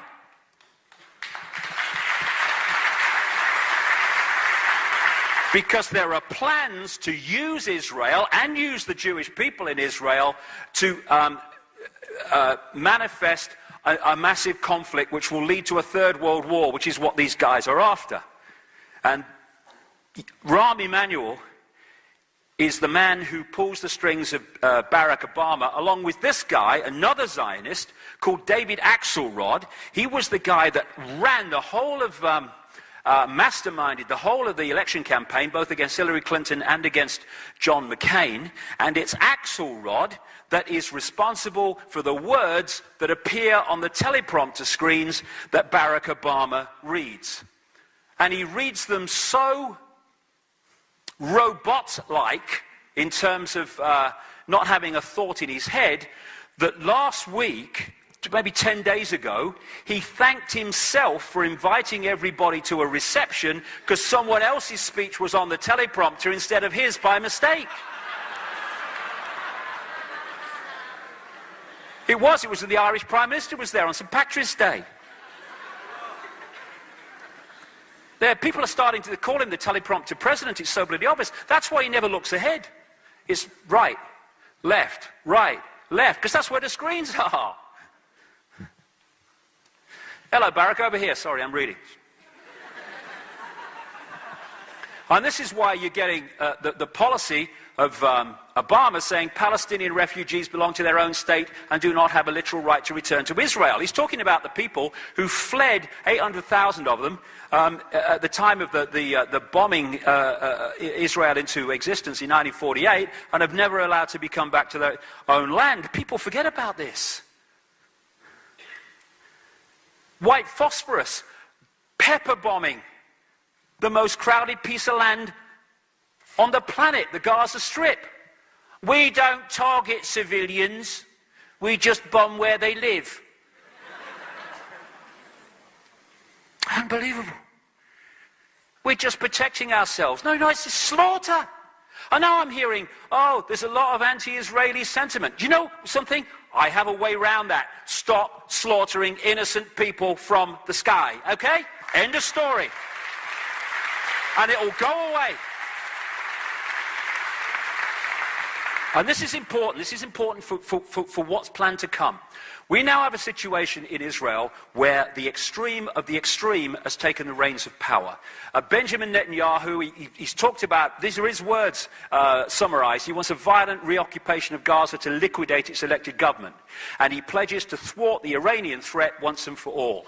He's now got this guy, Lieberman, as his foreign minister, and this man's so far right, he topples over, right? And he's got Barak as the defense minister in this new government, and he was defense minister that oversaw the pepper bombing of the Gaza Strip. And this is Martin van Creveld. He's a well-known historian in Israel, and this is what he said publicly. We possess several hundred atomic warheads and rockets and can launch them at targets in all directions, perhaps even at Rome. Most European capitals are targets for our Air Force. We have the capability to take the world down with us, and I can assure you that that will happen before Israel goes under. They have a policy of not saying if they've got nuclear weapons or they haven't. They just don't talk about it. And a guy called Mordecai Vanunu, a wonderful Israeli man, went to jail for, I think it was 18 years, for exposing the fact publicly that they did have nuclear weapons. And now we've got this thing, oh, Iran's going to have nuclear weapons. What? The idea, and we're seeing it almost complete now, from the start was to drive out the Palestinian people, not be at one with them, not share power with them, not share the land with them. The green bits are Palestinian land over the period of time up to the year 2000, and it's gone on since then. As illegal settlements are put in Palestinian land, and one of the people that lives in an illegal settlement is Lieberman. As an Australian newspaper said this week, he must be the only foreign minister in the world who doesn't actually live within the borders of his own country. And the Middle East policy in Obama's administration is by Bilderberg, George Mitchell, Bilderberg, Council on Foreign Relations, by the notorious little Kissinger, Richard Holbrooke, who played a major part in breaking up the former Yugoslavia in wars, etc., so it could be absorbed into NATO and the European Union, which it is being now. He's Bilderberg Group, Council on Foreign Relations, Trilateral Commission. He's now in charge of Pakistan-Afghanistan policy. And this man, who is an arch-Zionist called Dennis Ross, he's now in charge of Iran policy. What it's building to is an effort, and Brzezinski is behind this among many others, to create a conflict out of the Middle East, and in this area we're looking at, to bring about a third world war. And the third world war will be, and this was been written about in the past, that there were going to be 3 world wars to bring this new world order into being, a war that would finish off the superpowers and bring the whole world under the control of a world government, which will then dictate to every country. And the personnel are in place. We're hearing, oh, he's a good guy because he's closing Guantanamo. Well, he's going to close it in a year. But I won't go through this because of time, but John Pilger here brilliantly exposes the fact that Barack Obama has actually fundamentally changed nothing. It's all rhetoric, as he said. The man of change is changing little. That ought to be front page news from Washington, but it isn't. And I have a golden rule with Obama. Again, that Hitler quote, but I have a golden rule with Obama. Ignore the words and watch the actions. If you listen to the words, you can get caught that there's change going on and he's different. Watch the actions and you'll see that there is nothing. And just to confirm that nothing has changed, there you go. Where would world politics be without Bono, eh? Where would they be? So we have this secret agenda, and we have the movie, which is just explaining away the secret agenda. And the money, finance, is fundamentally one of these problem reaction solutions that we are now looking at. This crisis was brought about, engineered by not least this guy, Alan Greenspan, who was head of the Federal Reserve, Central Bank of America, but actually it's a private cartel of banks, nothing to do with the government in truth. And from the end of the kind of Reagan administration, right through Father Bush, right through the 2 Clintons, and through most of Boy Bush, this guy was head of the Federal Reserve. And he led a campaign which was mirrored around the world because of this transnational corporation I'm talking about, which took away all credible regulation on the banks and financial institutions doing what the hell they bloody liked. And it was purposely created to create enormous amounts of debt. And you could be a monkey and get a mortgage at one point. And the idea was then, when the debt had reached massive proportions, unmanageable proportions, then you crash the system. Because what you want is a massive problem which you can then add endless solutions to, including the introduction eventually, and we're going there, of a world central bank to dictate to all global finance. And that's what we've been doing all these years, watching the game and all the rest of it. We've just been pulled in on the fishing line to get in more and more debt so the control system can play out. And this guy, Henry Paulson, who was Treasury Secretary when the crash happened during the end of the Bush administration, he came from Goldman Sachs in 2006, and then as to save the banking system, to save the economy, orchestrated vast amounts of money to end up in the coffers of Goldman Sachs. All this money has been fired at the banks, disappeared. It's not changed things in any credible way. And again, business as usual. Bush justifying giving the money to the banks. The government's top economists, experts warn that without immediate action by Congress, America could slip into financial panic and a distressing scenario would unfold. More banks could fail, including some in your community. The stock market would drop even more, which would reduce the value of your retirement account. The value of your home could plummet. Foreclosures would rise dramatically. And if you own a business or a farm, you'd find it harder and harder, expensive to get credit. More businesses will close their doors and millions of Americans could lose their jobs. God bless America. Then Obama comes in, change, when he says we want even more money at the banks. Economists across the spectrum have warned that if we don't act immediately, millions more jobs will be lost and national unemployment rates will approach double digits. More people will lose their homes and their health care, and our nation will sink into a crisis that at some point may be unable to be reversed. Different mask, same face. Be afraid, be very afraid. The big bad monster's coming now that we've invented him. Economic crisis, and he's just a puppet. And his economic team, people like Larry Summers, Paul Volcker, Tim Geithner, they're straight from the very institutions that created the crisis, and they've been placed in positions to solve the crisis, which means giving more and more money to the banks that they represent, trillions of dollars. And they're talking about it being the bigger crisis than the 1930s. In many ways, on many levels, I think that's absolutely right. What they want, and I've been saying this since November now, what they want, and we're two-thirds there, don't want to be the bringer of bad news, but, let's face it, was to crash the economy, first of all, and create a massive problem. Stage 2 is for those that have created the problem to come into government and hurl enormous amounts of cuckoo land money at the problem, because what they wanted to do in stage 2 is empty the weapons of government to respond to the crisis. And once those weapons, those guns have been emptied in terms of response possibilities, then they want to crash it here and crash it in a way that there can be no government response. They want to create absolute chaos on so many levels so that the people say, save us, do something. And the do something will bring in this centralized, global, fascist, Orwellian state. This, as a result of it. Not just a financial crisis, they want wars as well. They want to, first of all, destroy America, because if you want a world government, then you can't have superpowers in the world that can say no to the world government financially and militarily. So as I've been saying for years now, what we're seeing in America is using America to destroy America. It's being destroyed militarily because it's fighting on so many fronts, and financially, I was there for 2 months recently, that country is on the brink of financial catastrophe. Not just a crisis, catastrophe. With what's going on there, which has not hit the public arena yet.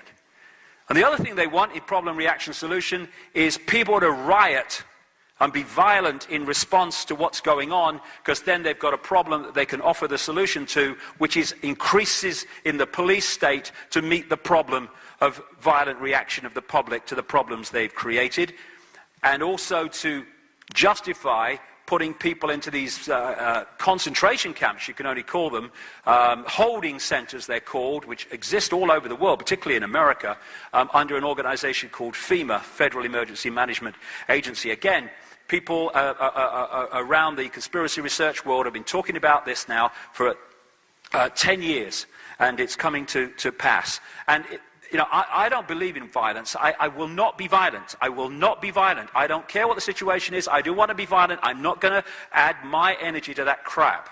But a lot of people would be in response to this, and to do that, you need to get rid of their guns. That's why when Hitler came in, he wanted to disarm the population, because then a big problem of resistance had gone. It's Rahm Emanuel that is now leading the campaign in America to take away more and more guns from the population because he knows that an armed population prepared to use them in certain situations makes them much more difficult to control.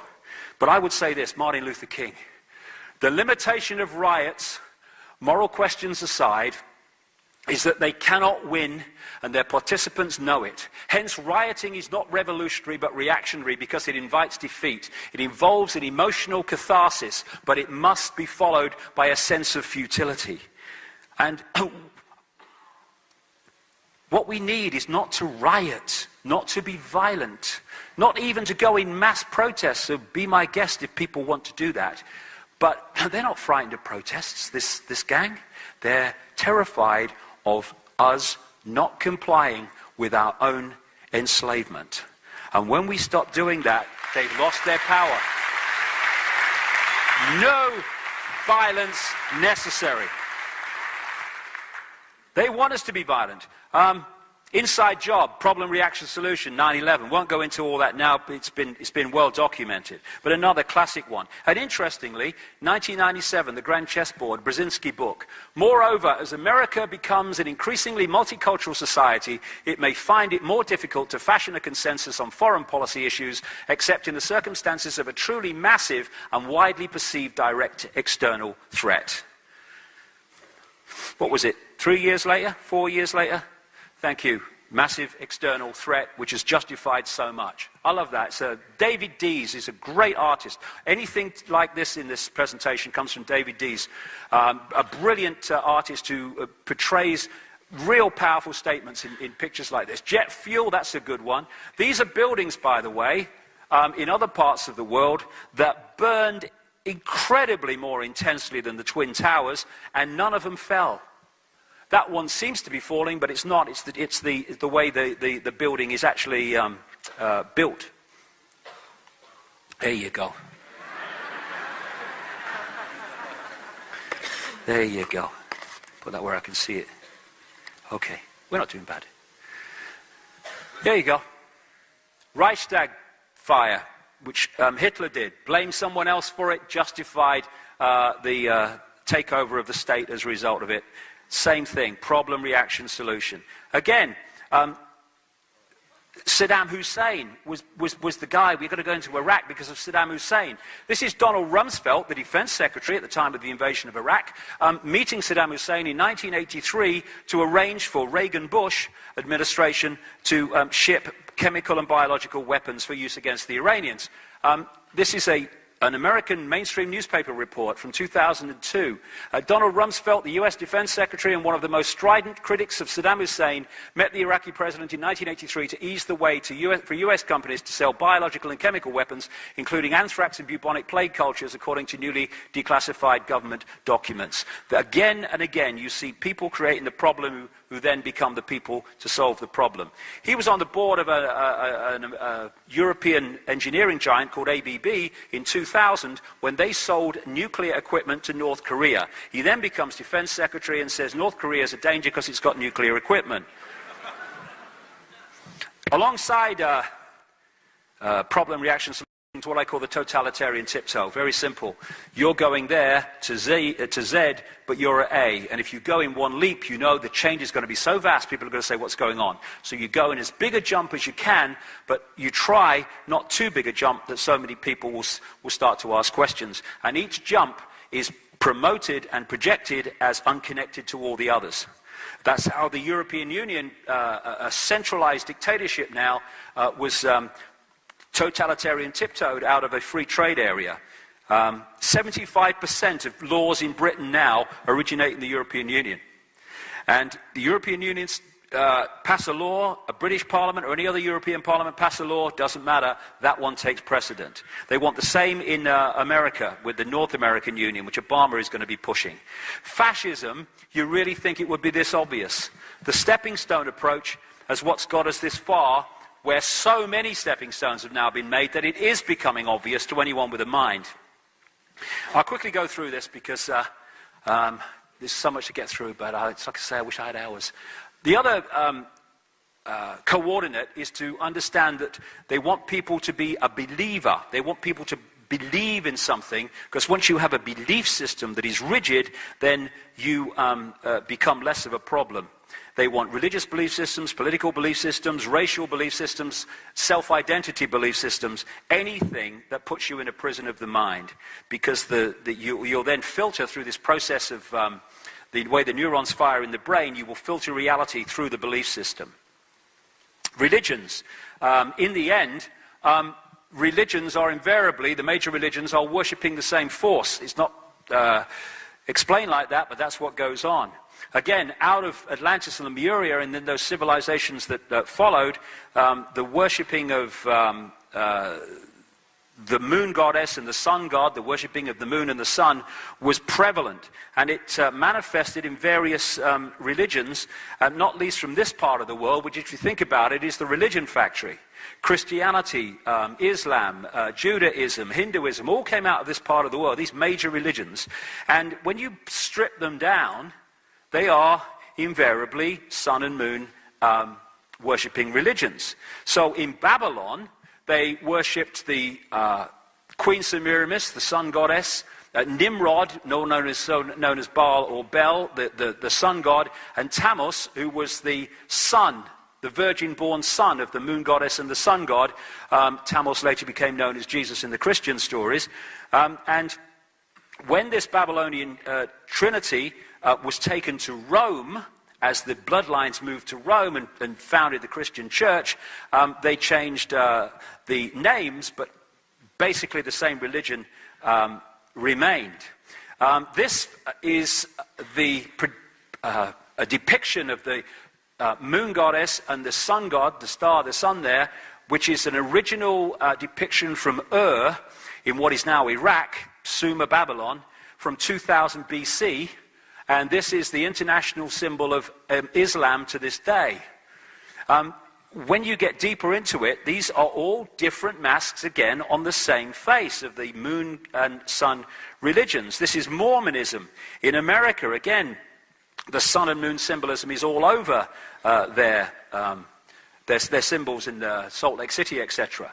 So when you see Mother Mary and Jesus, what you're looking at is a depiction of Queen Semiramis, the goddess of Babylon, and Nimrod stroke Tammuz, because they said that Nimrod, when he died, became the sun god Baal and impregnated Semiramis with the rays of the sun. That's where the virgin birth comes from, and she gave birth to the reincarnation of Nimrod, which became known as Tammuz. And that's why in Christianity they talk about Father and Son being one, because that comes from the Babylonian symbolism of that.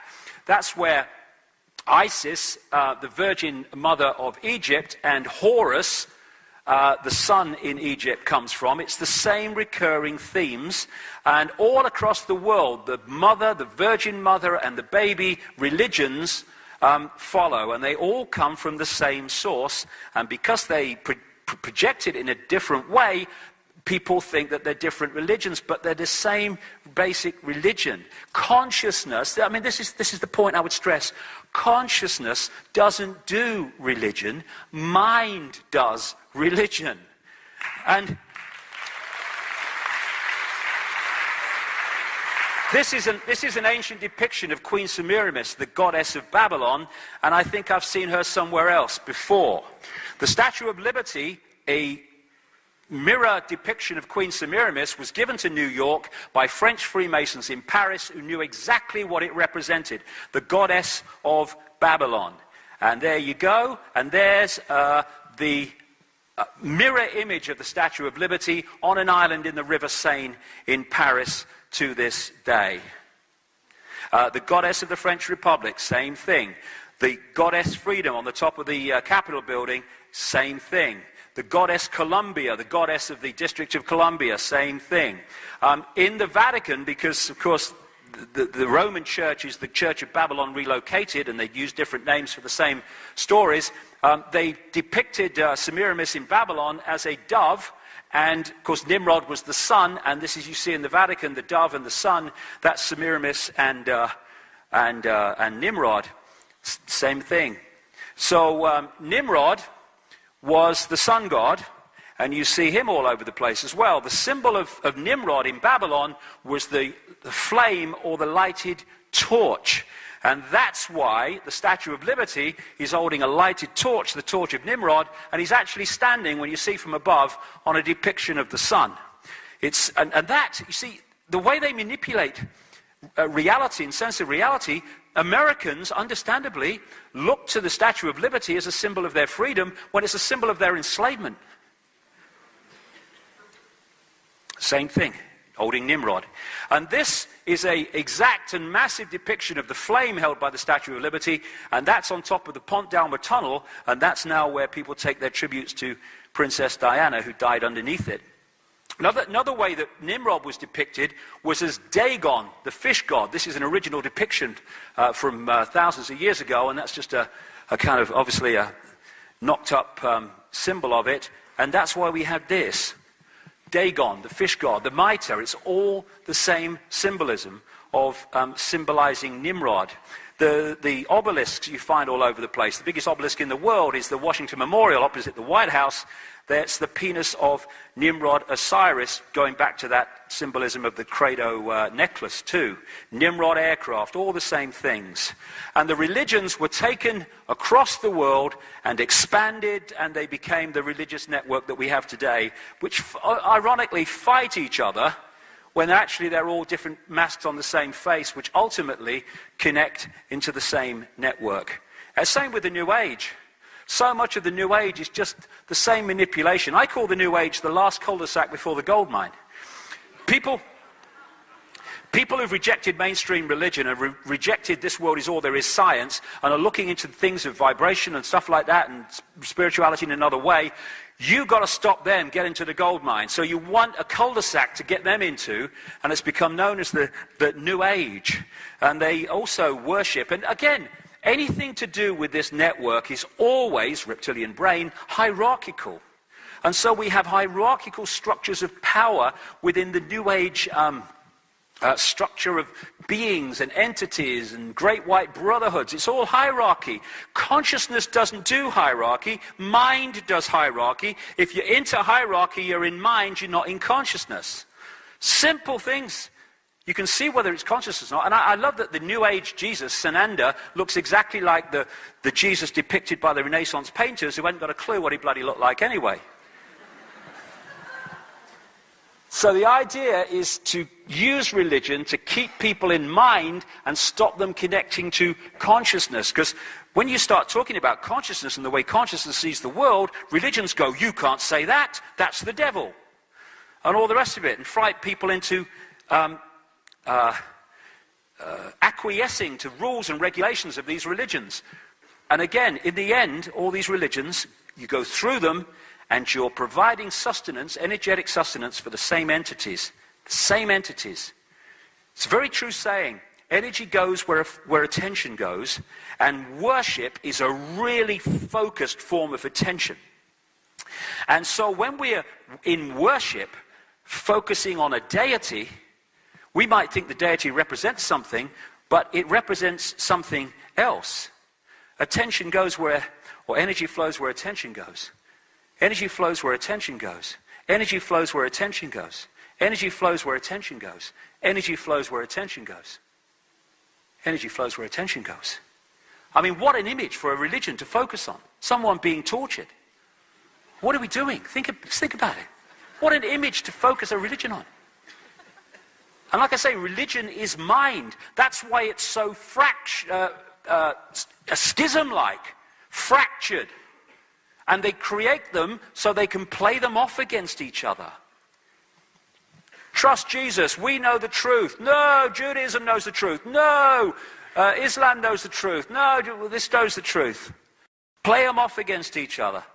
It's a divide and rule to put people in so many ways in that state. Religion has played a massive, massive part in this, cutting off the channels to consciousness. Oh, God, I wish I had lots of time. Okay. Coordinate. Secret society network and the religions worship the same gods because the same force controls the secret society network that controls the religions ultimately. So you have the Eye of Ra, which you see over and over again in the symbolism of the secret societies and the corporations they control. Again, that's the Vatican. There you see the Freemasonry thing. That's in a Freemasons lodge in Boston. Same thing, it's the rising sun. This is the supreme headquarters of the 33rd degree in Washington, D.C., just down from the White House. And again, the rising sun symbol of the Illuminati and the secret society network. And that's why above the Downing Street door, you have that symbol, which is the symbol of the rising sun. We control Downing Street. That's the sun chair of George Washington, the first president of the United States, a high Freemason, and again, the same symbolism. And that's what you get on NBC News. That's the symbolism of that. That's the sun on a Boston Freemasonry lodge. Worship of the sun. This is the Mother Lodge of Freemasonry in London, from which Freemasonry went out across the colonies, Australia and America and all the rest of it, and they located it in Great Queen Street, which was one of the names in Babylon for Queen Semiramis, the moon goddess, Great Queen. And so when they created Virginia, and they said it was named after the Virgin Queen, Queen Elizabeth I, who was no more a virgin than Madonna, by the way, it's just a cover story. Virginia was named after the Virgin Queen of Babylon, Semiramis. And this is how they do it, by having these pyramids within pyramids, which mirror the secret society structure of levels of degree. And in the end, these secret societies that we know, like Freemasons and all these others, they feed a very chosen select few into another pyramid that is never talked about and is denied to exist, which is where the real action is, what I call the Illuminati pyramid, and that's where the real action and power is. You can also symbolize it as a spider's web. The spider at the center is where the control system comes out of. You never see that. You never see those people. And in the end, they connect into these other dimensions of reptilian entities. Each of these strands represents an organization. The closer the strand is, the organization is to the spider, the more exclusive it is. And often, if you get close enough to the spider, it doesn't even have a name, because it's very difficult to lock into something that doesn't have a name. As you come out, you're starting to hit things like Council on Foreign Relations, Trilateral Commission, which interact directly with mainstream society. But all of these organizations, they get their orders and agenda from the spider, and so they work as one unit. And they've done that to the world as a result. The Jesuits are a major spider, close to the spider organization. That's the Black Pope, as they call him, the head of the Jesuits currently, Adolfo Nicolas, who more power than the real Pope. And so many politicians like these people, from Pierre Trudeau in Canada and Robert Mugabe and Clinton and these other people, John Kerry, are connected into the Jesuits. So's this guy, Joe Biden, the vice president currently. Another major secret societies are the Knights Templar and the Knights Hospitaller of St. John of Jerusalem here, which is now known today as the Knights of Malta, and have their headquarters in Rome. These are the Knights Templar, and they control the City of London financial district and create mayhem as a result. And this is the temple area where they control law from, and this is the original Templar church that was made famous recently by the Da Vinci Code. And also, the Illuminati connect into Satanism. That's why so many of these famous people in the world take part in satanic ritual and human sacrifice and all this stuff, because these bloodlines have right the way through history, and they keep going and doing it. At one time they did it openly when they could, but now it's done extremely covertly and through this secret society network that it connects into, but it has its own structure also.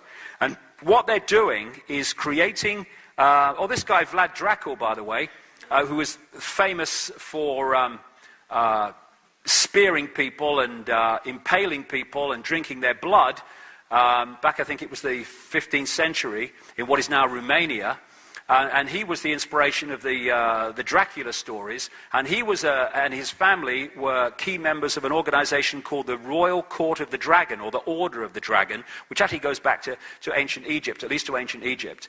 And this guy's sister comes through directly to the Mary of Teck, who is the present Queen of England's grandmother.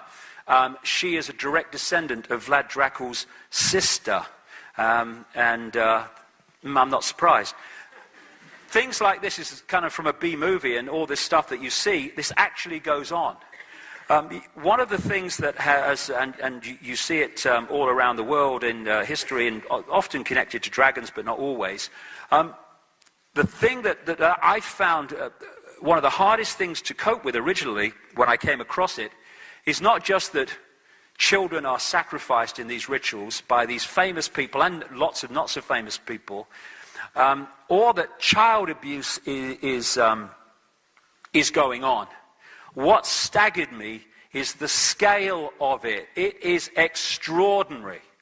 And sometimes it's depicted too close to the truth, like in this Stanley Kubrick movie, Eyes Wide Shut, where he understated it, actually, but he included in this movie, and he died, actually, very soon after it was seen by the powers that be, of a heart attack.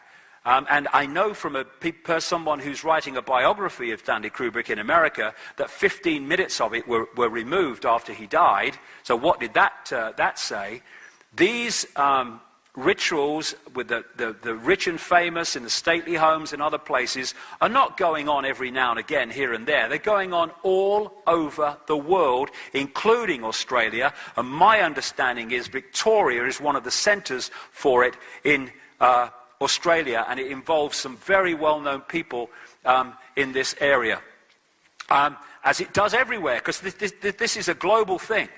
And one of the things they're doing in these rituals, and I've talked to people who've taken part in them, often against their will, what they're doing is they're creating an energy bridge between the entities, the reptilian entities and other entities that operate just outside visible light. The rituals are there to create an energetic bridge which allows them to enter this dimension and be seen and to be interacted with. And one of the ways is that symbol you see in Satanism, which is the pentagram with a circle round it, and other symbols, because we see them as symbols, but they have an effect on the energy field. If you could see it on an energetic level, you would see something very different that symbol is, geometrical symbol is creating, and it's through these symbols that they bring them through energetically into this dimension and interact with them. And the hierarchy of Satanism, hierarchy of Illuminati, is based on the power of the demonic entities, as people call them, that you allow to take over your body. This is where the whole thing comes from, of selling your soul to the devil.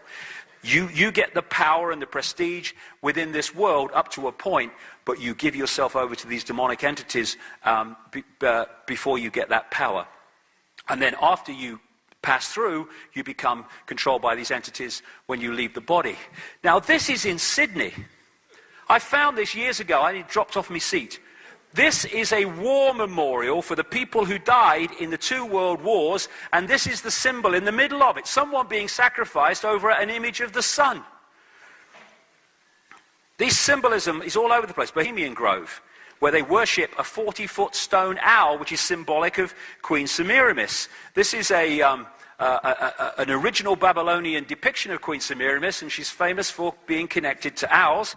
And there you have an owl on the street plan around the Capitol building in Washington. And if you look at another level of it, it's standing in the street plan on a pyramid. And this is symbolic of Queen Semiramis, with the Capitol building, American politics in its belly. And like I say, this is a global thing. This is Canberra, with the Capitol building at the top, the Parliament building at the top. Because the same force is controlling this country as is controlling America and Britain and all of them. So they use the same symbolism if you look for it. And these people, famous people, top people in banking, business, politics, presidents, go to Bohemian Grove in Northern California and worship this stone owl, Semiramis. You couldn't make it up. This is a picture from Bohemian Grove in 1957. That's a guy called Glenn Seaborg who developed plutonium. Cheers, Glenn. And there, at the time, 1957, is a B-movie actor called Ronald Reagan. And here's a career politician called Richard Nixon, just about to take Kennedy on in the 1960 election. Both Bohemian Grove members, and both go on to be presidents of the United States, no matter what their background. Presidents, like in every other country, are not selected by ballot, or elected by ballot. They're selected by blood and by Illuminati networks.